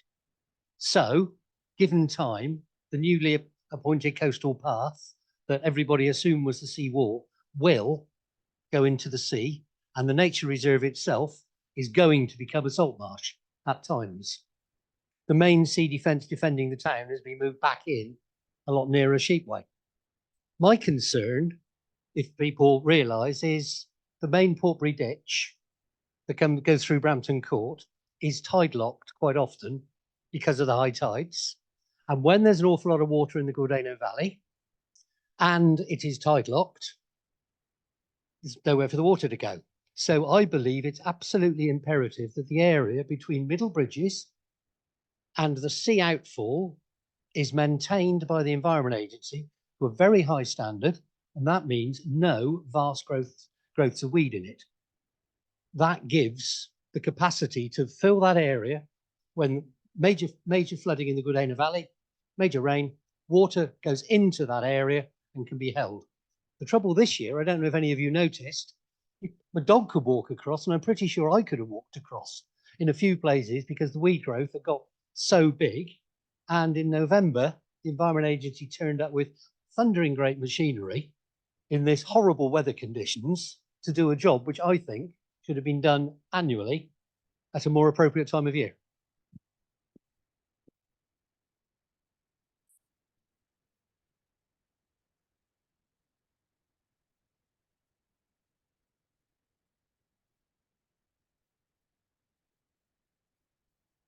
Hi, Chris Clark again. Just in respect of the last point, I live quite close to the Brampton Rhine, and I spoke to the contractors continually over the period because you could see how it was overgrowing and then worse.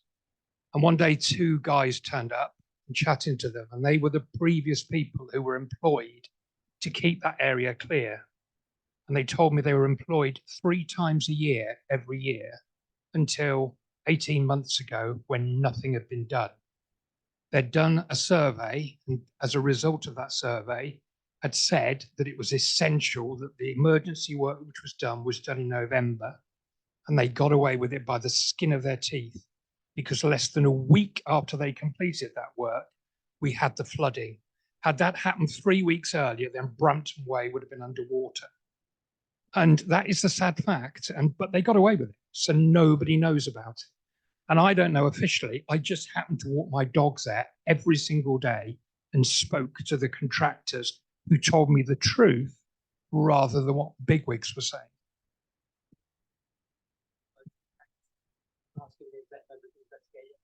Sorry, we've got to use the microphones, otherwise the online people just can't hear.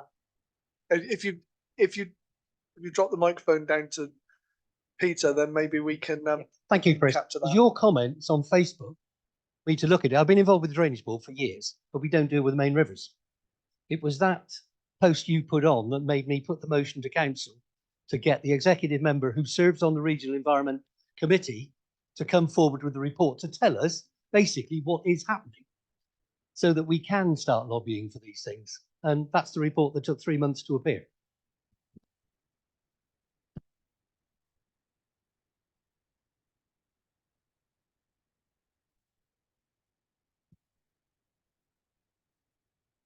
Evening, everyone. I'm Andy Moore. I'm 18 months resident here in Portishead. Can I just throw a few things at the board? So one of them would be post office. Have we looked at a mobile one that could be shared on certain days around certain different areas? Don't know what I'm saying there, but just a thought. Second one, I had no idea about the 3 halls we've got and the costs we've got to that's horrendous. I don't know what I'm saying here. Do we need 3? Don't know what I've got no idea what I'm saying here, but could we save money by having 2? Don't know what I'm saying. We'll stick it on the board and we'll have a chat about it in a minute, maybe. Yeah, okay. Other one is carnival. That sounds really exciting. Is there any feasibility groups, any groups of people looking into resurrecting the carnival so that we can celebrate Portishead again?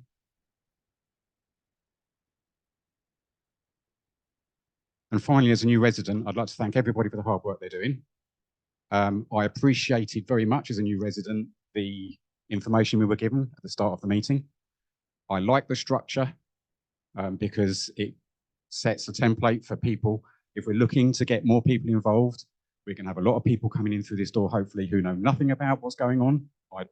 So I get the feeling that perhaps there's quite a few people here that are passionate about the town and know a lot more than people like me. So I personally, as a newbie, I like the structure.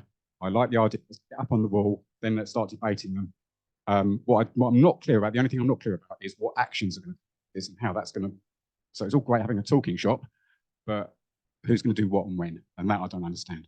But thank you for the hard work you do, and thanks for listening.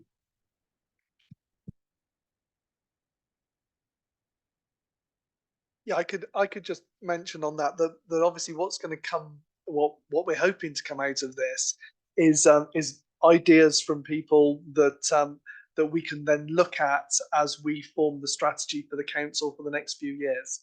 So if people want a carnival, then maybe as a council we'll look to see what we can do to facilitate that, as with the other things on here. So we do a planning process every year for what we're going to do over the next few years, and this is where we'd like to feed this back in so that we can actually take what you tell us and we can actually do something with it, and maybe come back to you in the future in one of these meetings and say you asked for this a few years back and this is where we've got with it. So that's the idea. Just in response to the carnival, a suggestion very quickly, great idea. And we did do a penny festival for the last 2 years, and the council supported that. Sadly, as part of our budget setting, that was one of the exciting projects we had to not support because of our budgetary concerns, but that's very much on our agenda. But for many years, the carnival was run by Gemma and Wendy, and very successfully. But that just came out as a result of having a public meeting, just like this. And they came forward and volunteered, and then the next 15 years or so, they ran it.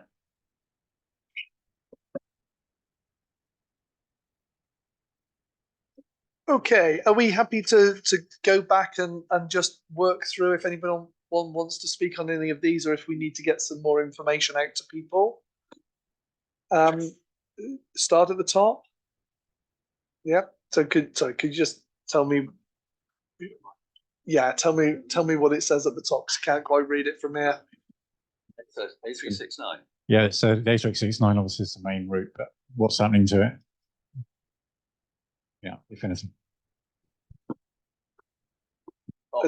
It was a question about keeping it clean and tidy, wasn't it? Was that?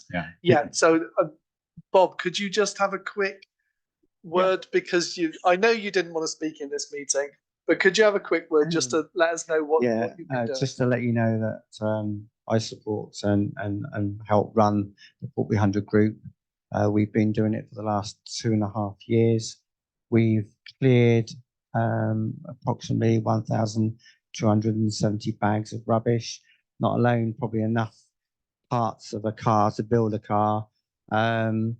Just to give you an idea, with the roadworks that's gone along on the Portby 100, we've cleared over 70 bollards and 15 signs, and there's still one there at the moment that's been left by the pylons that were put up. We intend to carry on. Our next pick is on this Saturday. I'm sorry, this Sunday. There's only a few of us going. It's again, I think the point of volunteers. We have over 100 people on our site, and it's usually the same 7 to 15 volunteers. And it's great to have all these people interested, but I think with every other community group in the town, they are desperate for volunteers. So if anyone can volunteer for any of the groups in the town, I'd really appreciate that. Thank you.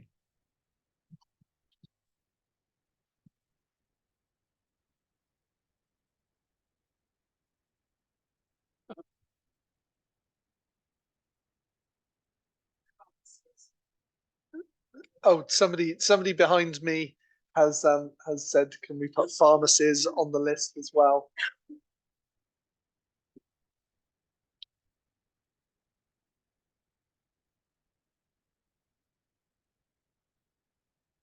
Right. Now we've got the IT working, it seems the pen's not working, doesn't it? There's a microphone required over there.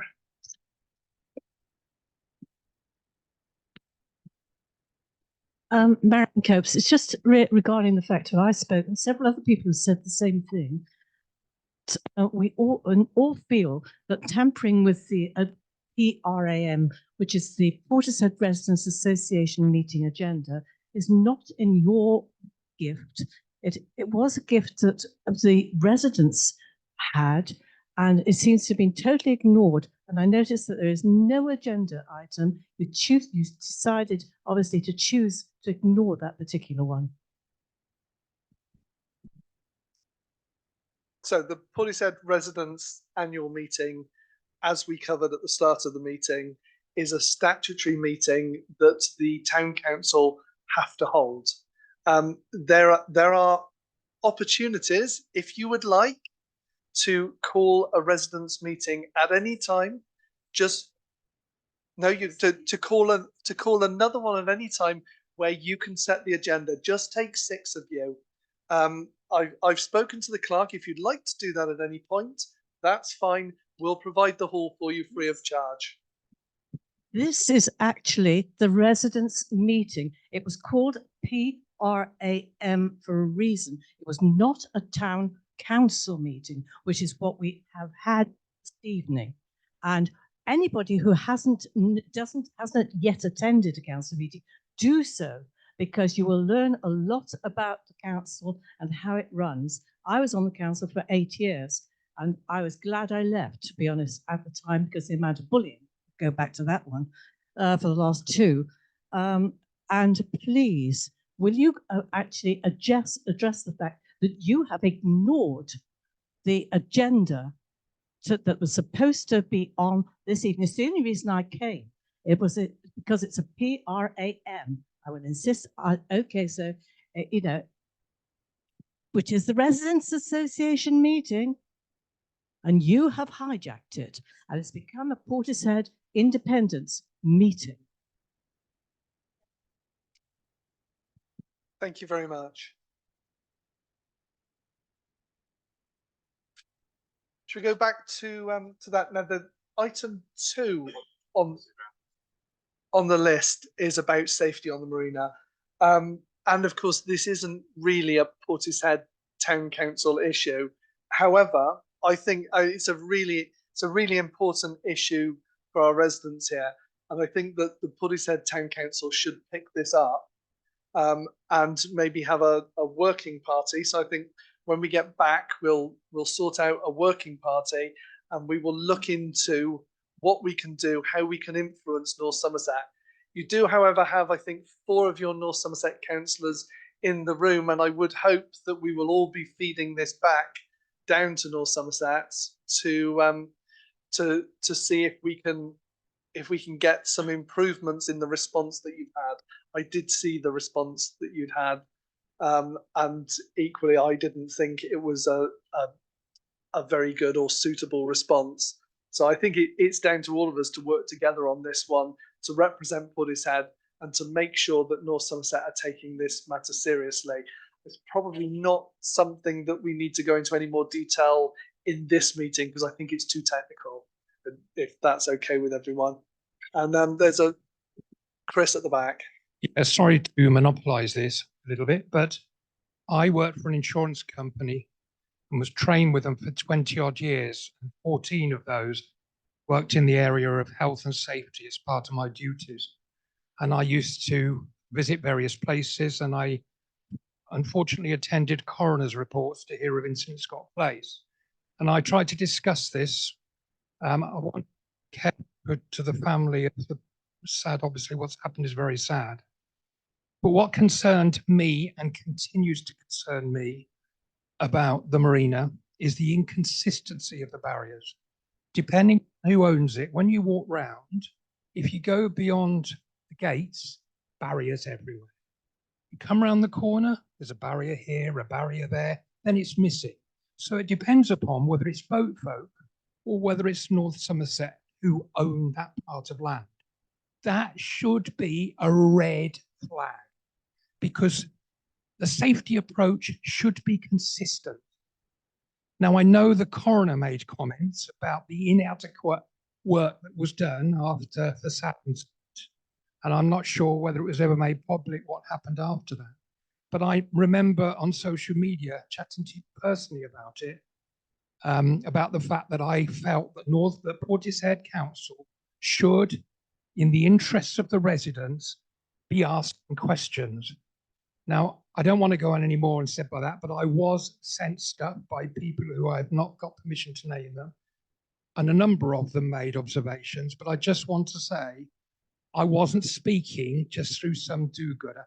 I felt an obligation to speak out because of my training. And there should be a proper assessment of risk at the marina, because the population of this town and the growth of the area around it has gone mad. And yet, where the gentleman sadly fell in, the lighting is overhead, the water is down below, and if you walk along there late at night, you cannot see where the water is. That's just incomprehensible in this day and age that that is still the situation. And out of curiosity, I walked to the swing bridge in Bristol, and I walked all the way around, up and back the other side. Not a single incident where there wasn't a wall or a barrier or fencing. And I walked the whole thing specifically to check. So how come Bristol Harbour has barriers everywhere, and yet Portishead, with elements of deeper water and bigger drops, has massive gaps? It is wrong, and as I say, I understand completely and feels, but it's wrong. It is clearly wrong, and you guys have got to do something about it. Call them.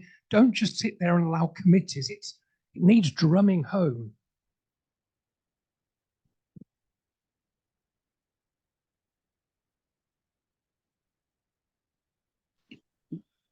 are we allowed to talk from online? Or? Is there any reason Sue Gardner, is there any reason that they couldn't have gates as part of the barrier so that you can access in and out? Does anybody know? Because that seemed to be the issue, that people aren't going to be able to get out of the water. So could they unclip sections? I don't know. Or highlight red or a different colour so you know that's where the section is? I'd love to say that I had the answers to these questions, but I don't. But we will be capturing that on there and feeding that one back in. It's interesting that you can get a paddle steamer to come in, and there are gates for people to get on the paddle steamer. So you probably can have gates all the way around.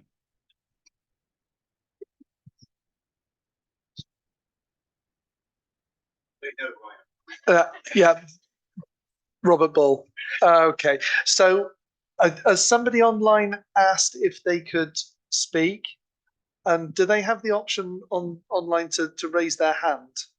Yeah, so if anyone online would like to speak, you're behind me so I can't see you, but raise your hand, somebody is monitoring it, and then we'll invite you into the conversation if that's okay. But the person who mentioned it just now, would they like to go?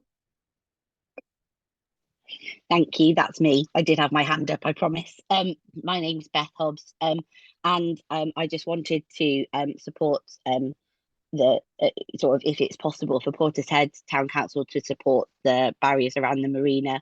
I have 3 children aged 5, 2 and 10 months, and I am terrified of going around the marina with them. I want to walk into the high street rather than drive.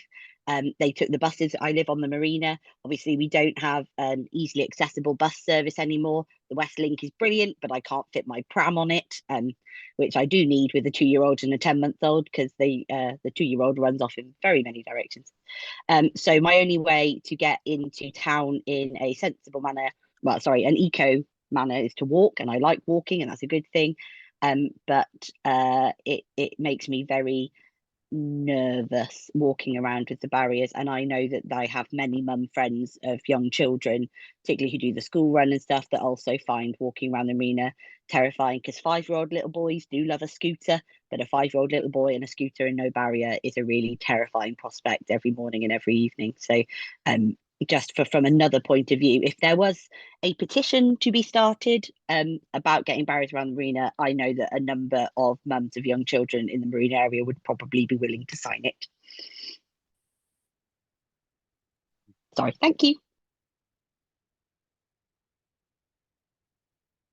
I'm going to be a bit like a broken record now. What's our next action, and by when, and who's doing it with regards to the barrier for the marina? Sorry, our actions on the barrier for the, so Portishead Town Council doesn't have any responsibility whatsoever in this area. None of the land belongs to the Town Council. So the Town Council are going to put together a working group to take the responses from this and to pass on the requests from the residents to North Somerset Council. But as I said, I'm hoping that our North Somerset councillors here in the room will also be taking this back to North Somerset Council as well, and applying some scrutiny to the decision-making process on this, because I don't know exactly what decisions have been made at this stage, because it doesn't fall within my remit, and all I've seen is a couple of letters that have gone backwards and forwards. But I think you're right. It's about time we took a stand as a council, and as North Somerset councillors, it's about time we started to ask some questions.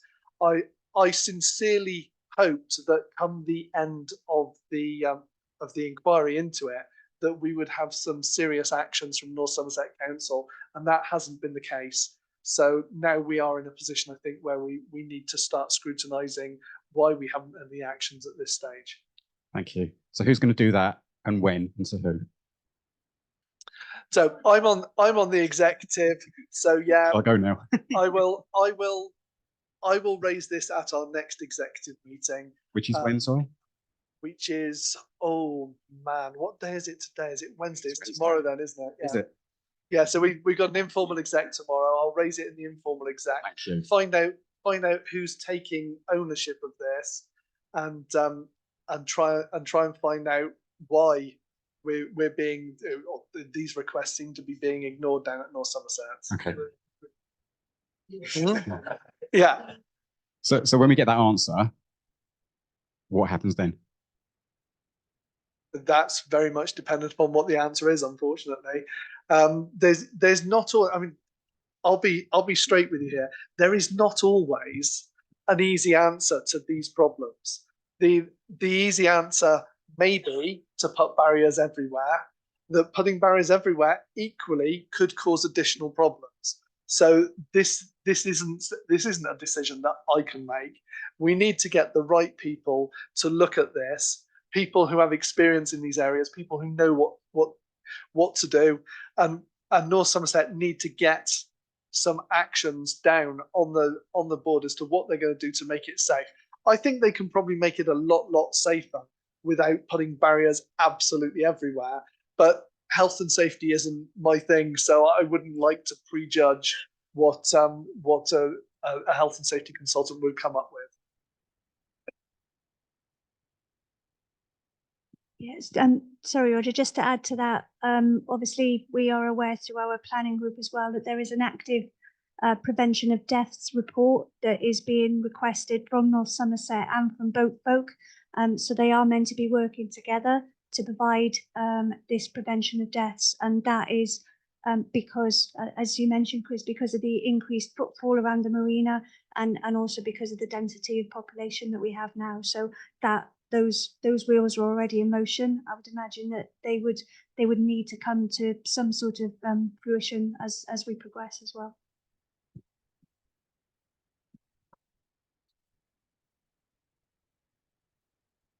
I think I can clarify that. I think both those reports have gone back. North Somerset Council sent theirs back to the coroner. Boat Folk have sent theirs back to the coroner. In fairness to the Boat Folk, they've actually done something to aid people falling in the water. What we're saying is, if you put barriers up, you won't have to get people out of the water.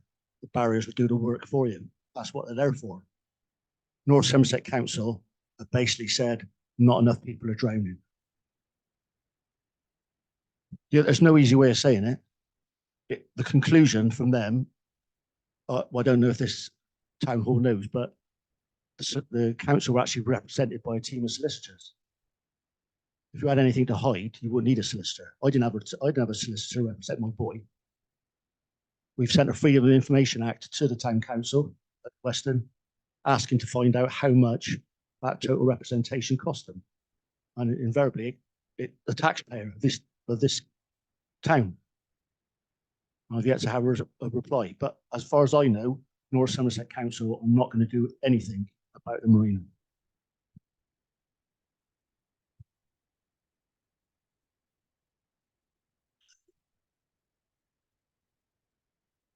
Sorry, it's know-it-all again.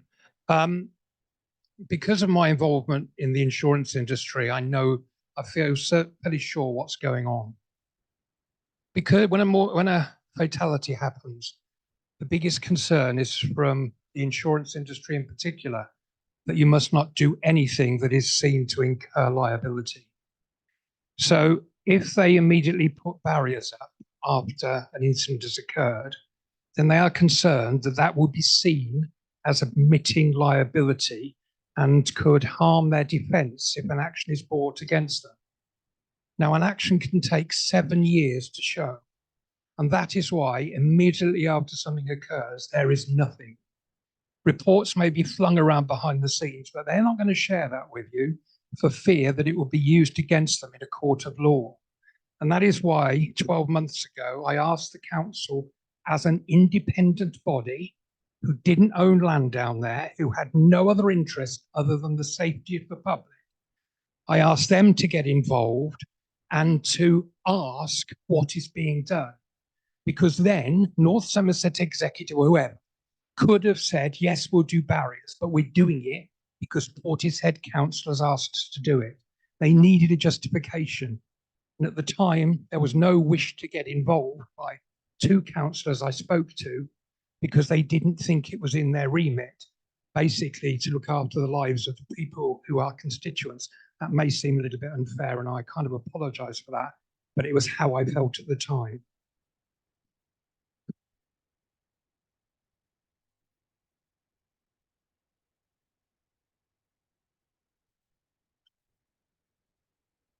just so that people know, North Somerset are not responsible and don't own both sides of the marina. They only own one side. The other side is still owned, I think, by the developer. And people don't always realise this, which is why I thought it was worth just mentioning. And it is the side that North Somerset own and are responsible for is the one with the ramp. So that is the side that they are responsible for. It is the side with the ramp. Now, I'm not quite sure which side the ramp is, So but I assume the boat loading ramp that's on the Hall and Woodhouse side, isn't it? I think we can all agree on that one. So the ramp. Yeah. Yeah.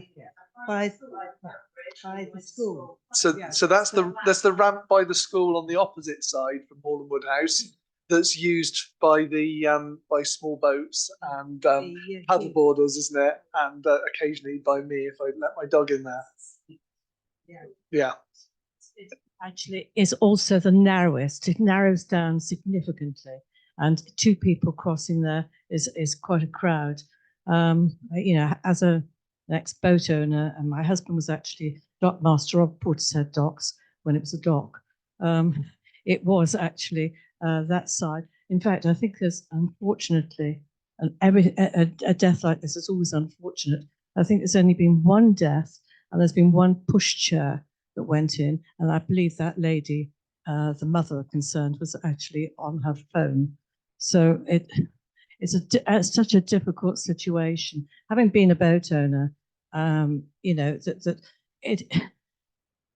I think you'd have to address the marina owners, which nobody seems to be mentioning them at all. But the marina owners also have a say in this, not just the developers on the west side or North Somerset on the east side. Sorry about saying east and west, but east is Hall and Woodhouse, west is the school side. Okay, so you know that it's a very difficult one and very expensive too.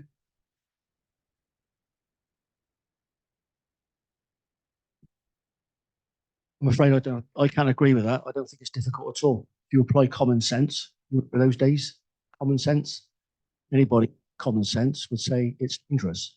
We're not talking about the whole marina. Mention the whole marina. We mentioned the bit where my boy went in, owned, looked after by North Somerset Council, who don't want to do anything about it.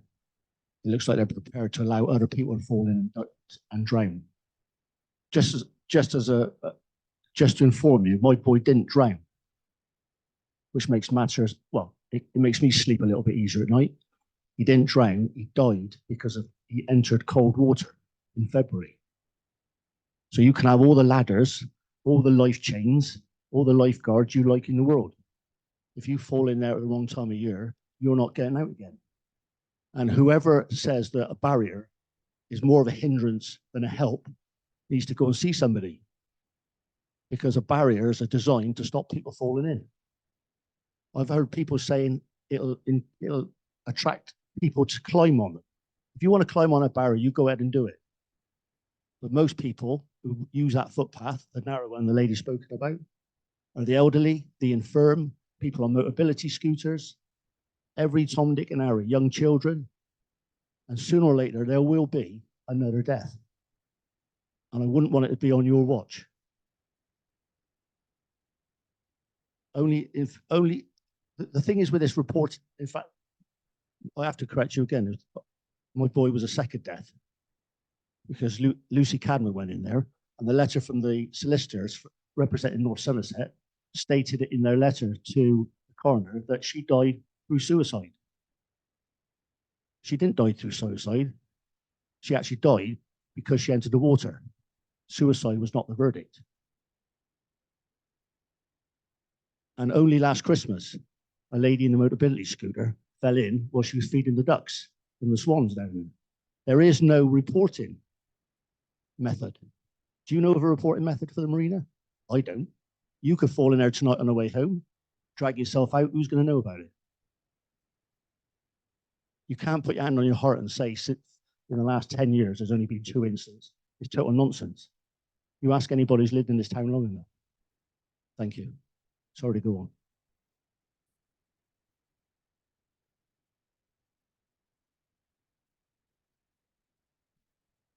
Should we move on? Before you do, No, sorry, no. I would just like to say with regard to the marina, I've got to come down here and not, because I refuse to face the chair, I just want to face the public. I'd like to say to the person who's spoken that I think the bench that's there now is absolutely wonderful. And what people forget is on that stretch that goes from Parish Wharf up to the end of the school railings is a really dangerous piece of walkway, because not only is it narrow, but there is nowhere for people to go if they got into trouble. The only way to get out of that bit is to either move away down the path or into the water. And I think it's a really dangerous area, whereas every other point of that marina, there is access away from the pathway.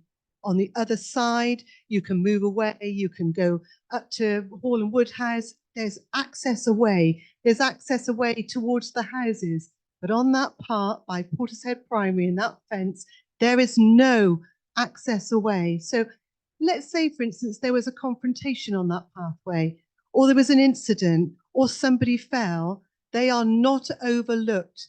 And it's no point saying that the houses opposite can see. They can't see, especially at night. And I really feel for the family who have spoken and they've lost their son. And I understand he was a really popular gentleman. So I think that is the one stretch which needs attention more than anywhere else in that marina. And I just think it's sad that we're at a Portishead residents meeting, which has actually turned into quite a party political meeting. And there's been so much time that's gone by since this matter has been raised with North Somerset Council, with Portishead Town Council, and nothing has been done. And then yet tonight they said, oh, we're going to do this, we'll raise it at the executive. What's happened? Why have they not done it before? That's what you've got to ask yourself. It's very sad, and I do feel for you. I think you've got the residents' support, but sadly, I think politics is in the way. And I think if the people are saying that they would help now, you just got to ask, well, hang on a minute, why weren't they there helping before? But you have got resident support. It is a very dangerous part of the dock.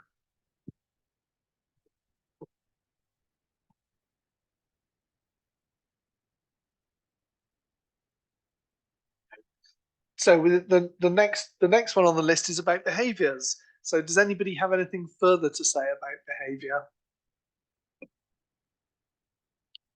Sadly, I do.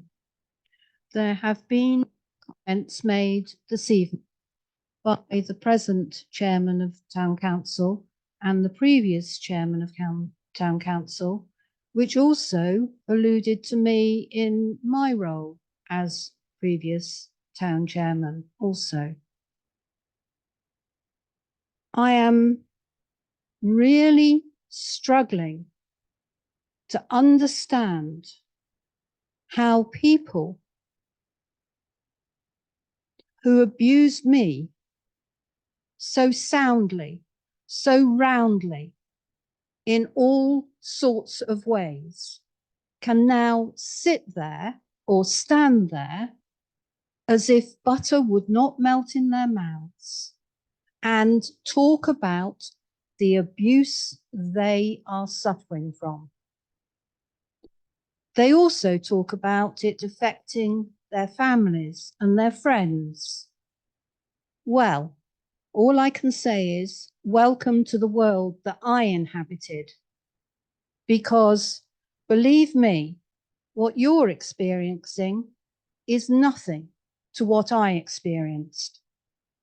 And even now, if I make any comment on any of the Portishead Facebook pages, I get abuse. Doesn't matter if it's a fact that is provable, and I refer the person to the relevant minutes with the dates of a Portishead Town Council meeting, I still get abuse. And the final straw this evening was when one of you said about seeking legal redress. Seeking legal redress, as Mr. Clark has mentioned, he would do.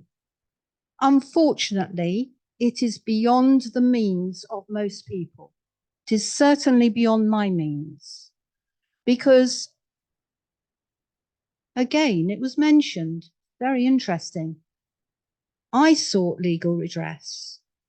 There were only 2 people who knew I had done that at that point. Myself and my husband, nobody else.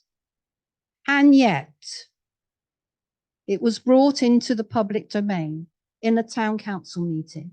If anybody doubts what I'm saying, please look at old films, recordings of these meetings. It was brought up at one of those meetings. Coincidentally, I had taken my laptop to Nortec Computers on the high street because it needed some work doing. I will say no more about that. But abuse, I disagree with it. I abhor abuse in all its forms. I totally support freedom of speech. I will defend anybody's right to say what they believe in. And again, at a town council meeting, I have had to suffer a fellow councillor saying things that were abhorrent to me that I completely disagreed with. But that person had the right, in my view, to say what that person believed in, as does anybody else. I don't believe I have ever abused anybody. I don't tell lies, because as Shakespeare said, "Oh, what a tangled web we weave when first we practice to deceive." I don't have the time for that. I can't be doing with it. So I tell the truth. That puts some people's backs up. But behaviour, come back to behaviour. As has already been said by someone else this evening, it's a two-way street. There are those of you in this room who have abused other people. You cannot sit there and say, don't abuse others. Please do as you would be done by. Treat people fairly, honestly.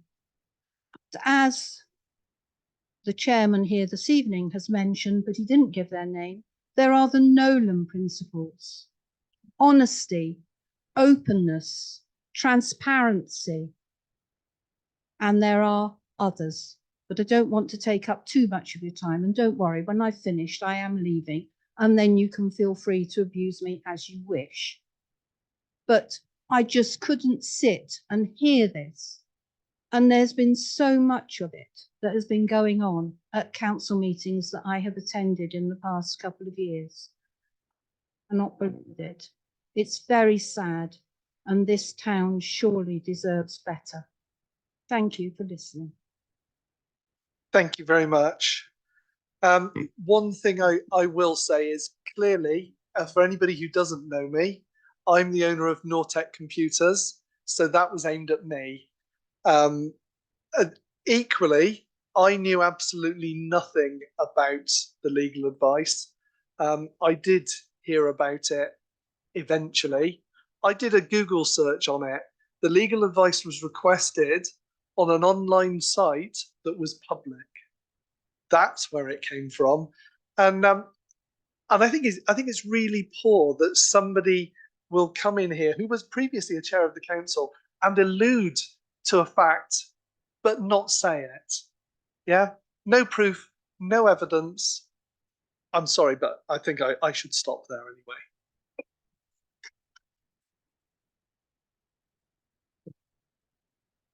Hi.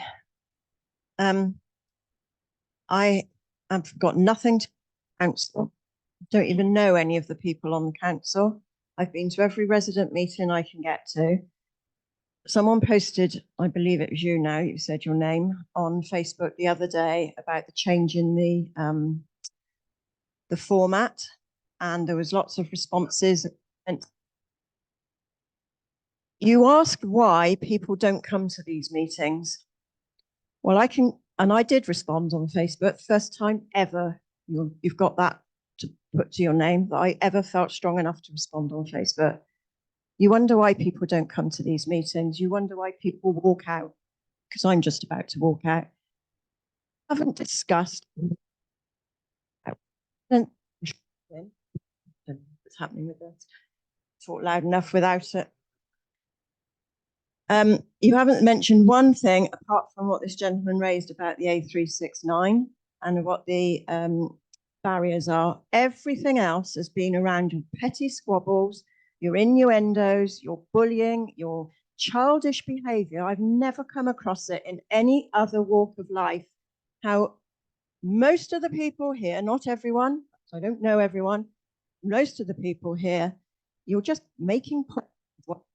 And the people that are suffering are the residents who come here to talk about residents' issues and don't get a chance because all you're doing is backbiting, arguing, and being so childish, it's unbelievable. So I've had my say, but I'm going to leave now because unless you talk about something interesting that's to do with the residents, I don't want to know. I don't care who you are and why you dislike each other. I don't care whether you feel that you've been bullied or upset or anything else. This is not the forum to deal with it. And I'm very sorry, but I'm going. Thank you.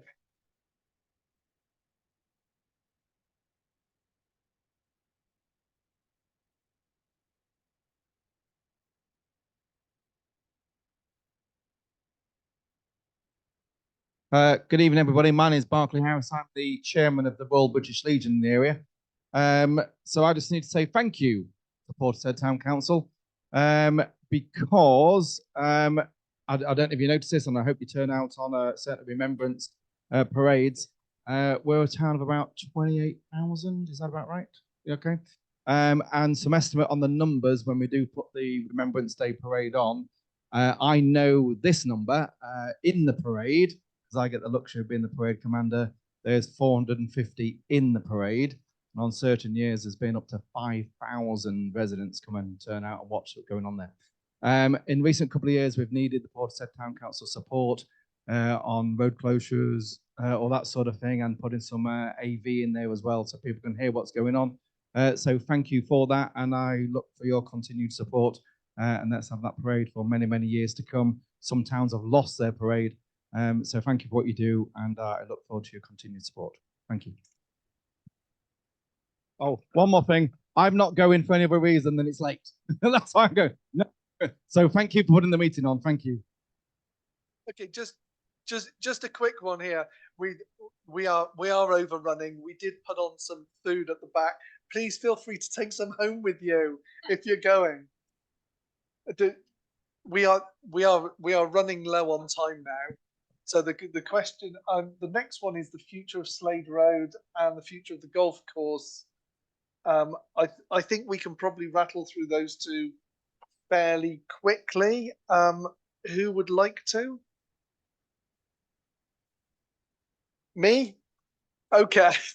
So nobody else, right? Fair enough. So Slade Road Field, I can tell you at the moment we got it taken off the development list at North Somerset. That was a bit of a battle, but we got there. I think it was on the list for about 23 homes, something like that. And yeah, give or take. Yeah, forgive me. I don't have it on my notes. And it's currently in the process of being transferred across from North Somerset to Portishead Town Council. I think it'll be some form of lease arrangement for a long period of time. We are currently working with, and I forget, do you know what the name of the group is? Who's who's come to start off? Yeah, we're currently working with a nature group in the area, aren't we? To look at the conservation stuff in that area. There's some work being done to see whether or not we can use it as a well-being area as well. But at the moment, we've obviously just got to wait for the paperwork to happen before we can do anything on it. It would be really good to get some feedback from members of the public as to what they would like us to do with that area. Obviously, at the moment, you can probably guess that budgets are limited, so it'll probably start with tidying up. But I think there's some potential funding that we might be able to lay our hands on in the wellbeing area to actually tidy it up and get something going in there. So I guess watch this space, but if you've got ideas, please let us know. This is something that we really like to. Oh, there's an idea from the back by the looks of things. Is that okay? No, microphone always. I do believe that while Portishead have already got some ideas, it might be worth approaching them. So just thought I'd say that. Thank you. Bye. That was the name I couldn't think of. Wild Portishead, wasn't it? Apologies on that one. And the golf course, was that the next one? Yep. So the golf course, we've had an approach from the Parks Department at North Somerset to a few of the councillors to ask if we want to have a meeting there to discuss what their management plan is going forwards for this to do with biodiversity, I believe. I think we got a meeting this Friday, is it, Martin? So there's a few of us just going to go along to hear what they've got to say. But we wanted to land the message that that this is town village green status area, and there was to be a consultation. So we've said to them, thank you very much, we'll come along, listen to you, and maybe you can include in plans when you're going to do the consultation with the public so we can get something proper done in this area. So happy that they're looking to find new ways of cutting the grass, but I'd like to see them do something a little bit more so that, and if it means that we've got to work with them as a town council and we've got to help facilitate that, that's fine. This is exactly what we want. These are the areas in Portishead that we want to look after, and these are the areas that we want to, if we can, put investment into. So hopefully everyone's happy with those ones. Is there anything else I can get through? So mobile post office, you know what? Of all the things that have come up, that one hasn't actually come up yet, as far as I know. So there's well done, great. That's a new one. We will stick that one on the list, and we'll have some conversations around it. I think, to be brutally honest, there are so many issues around the post office at the moment. It's going to be really difficult to get anyone to do anything. But the bigger issue that we got in Portishead is rents in the high street are so high that they can't do it. But yeah, maybe the problem is then you don't get the other parts, which is the sales that supports it. It is a loss-making venture. It's a real problem. Oh no, nice one. So sorry, you're not on the mic, but said to get Timpson's to sponsor one in Sainsbury's car park. Thank you. And so, yes, I'm sure that everybody realizes that you cannot have a banking hub until you lose the last bank.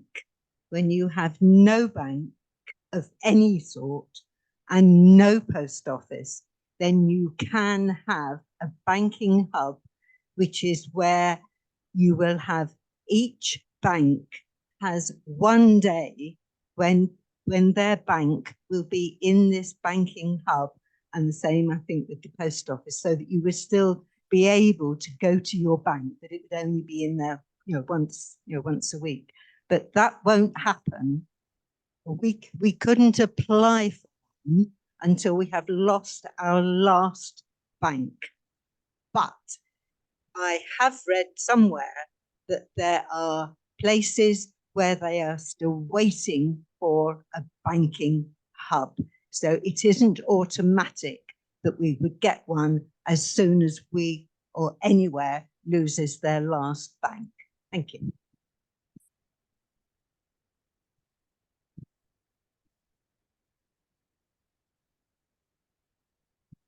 Sorry, one on the post offices. I think it's in 2021. The post office received a massive amount of funding from central government, in return for which they gave undertakings as to where post offices would be in the UK. And they gave pledges that, for example, within Portishead, now apologies, the statistics are online in the government website and you can see the document, but it's something like we have to be within a mile of a post office. Now, I know that there are practical reasons and everybody's looking for solutions except the office.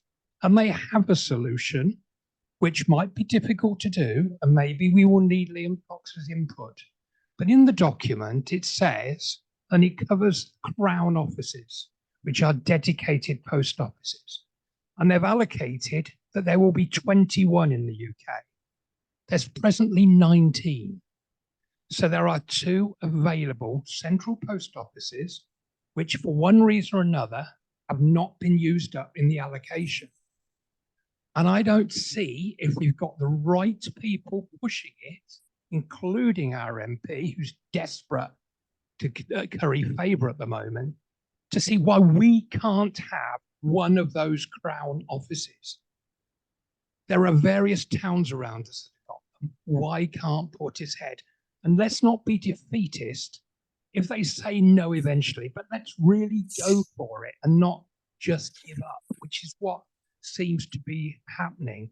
You know, people going along almost cap in hand and saying to the post office, "Oh, what can you do for us?" Which seemed to come across in some of the discussions that were taking place.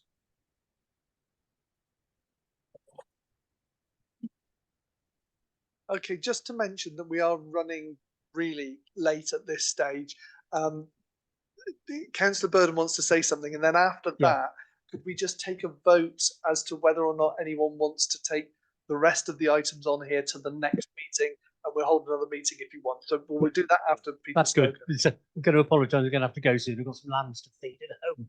The point over the border, over the one, is the Portishead Carnival. Now, with my other hat on, I'm chairman of the trustees of the Portishead Showground, and I've had an approach in the last fortnight as to the availability because a group wants to start a carnival next year. So it's, with any luck, I think we should wish them well, and I trust that the present town council would be as helpful so setting up the new carnival committee as previous councils have been to Gemma and her group in the past. And I can just say we have looked at that. A group is emerging. They've been discussing it on Facebook, and we've been discussing between ourselves what the town council can do to help facilitate that. Because you know what, we all really want the carnival back. For the new people who haven't seen it, it's brilliant. It really is brilliant. We want it back, and I think we will do whatever we can to get that. The request to book a field, I think, is a move in the right direction. After that, good night, Chairman. I'm going home to feed the lambs. I'm glad we got the carnival in there eventually. Just quick show of hands. Does anyone want us to hold another meeting to discuss the other items? Hands up if you'd like us to hold another meeting. Thank you very much for everybody. We are here till 10 o'clock. If anyone wants to have a one-to-one with any of the councillors that are here and grab a bite to eat and a drink at the back, we will we'll be available for you. Thank you very much.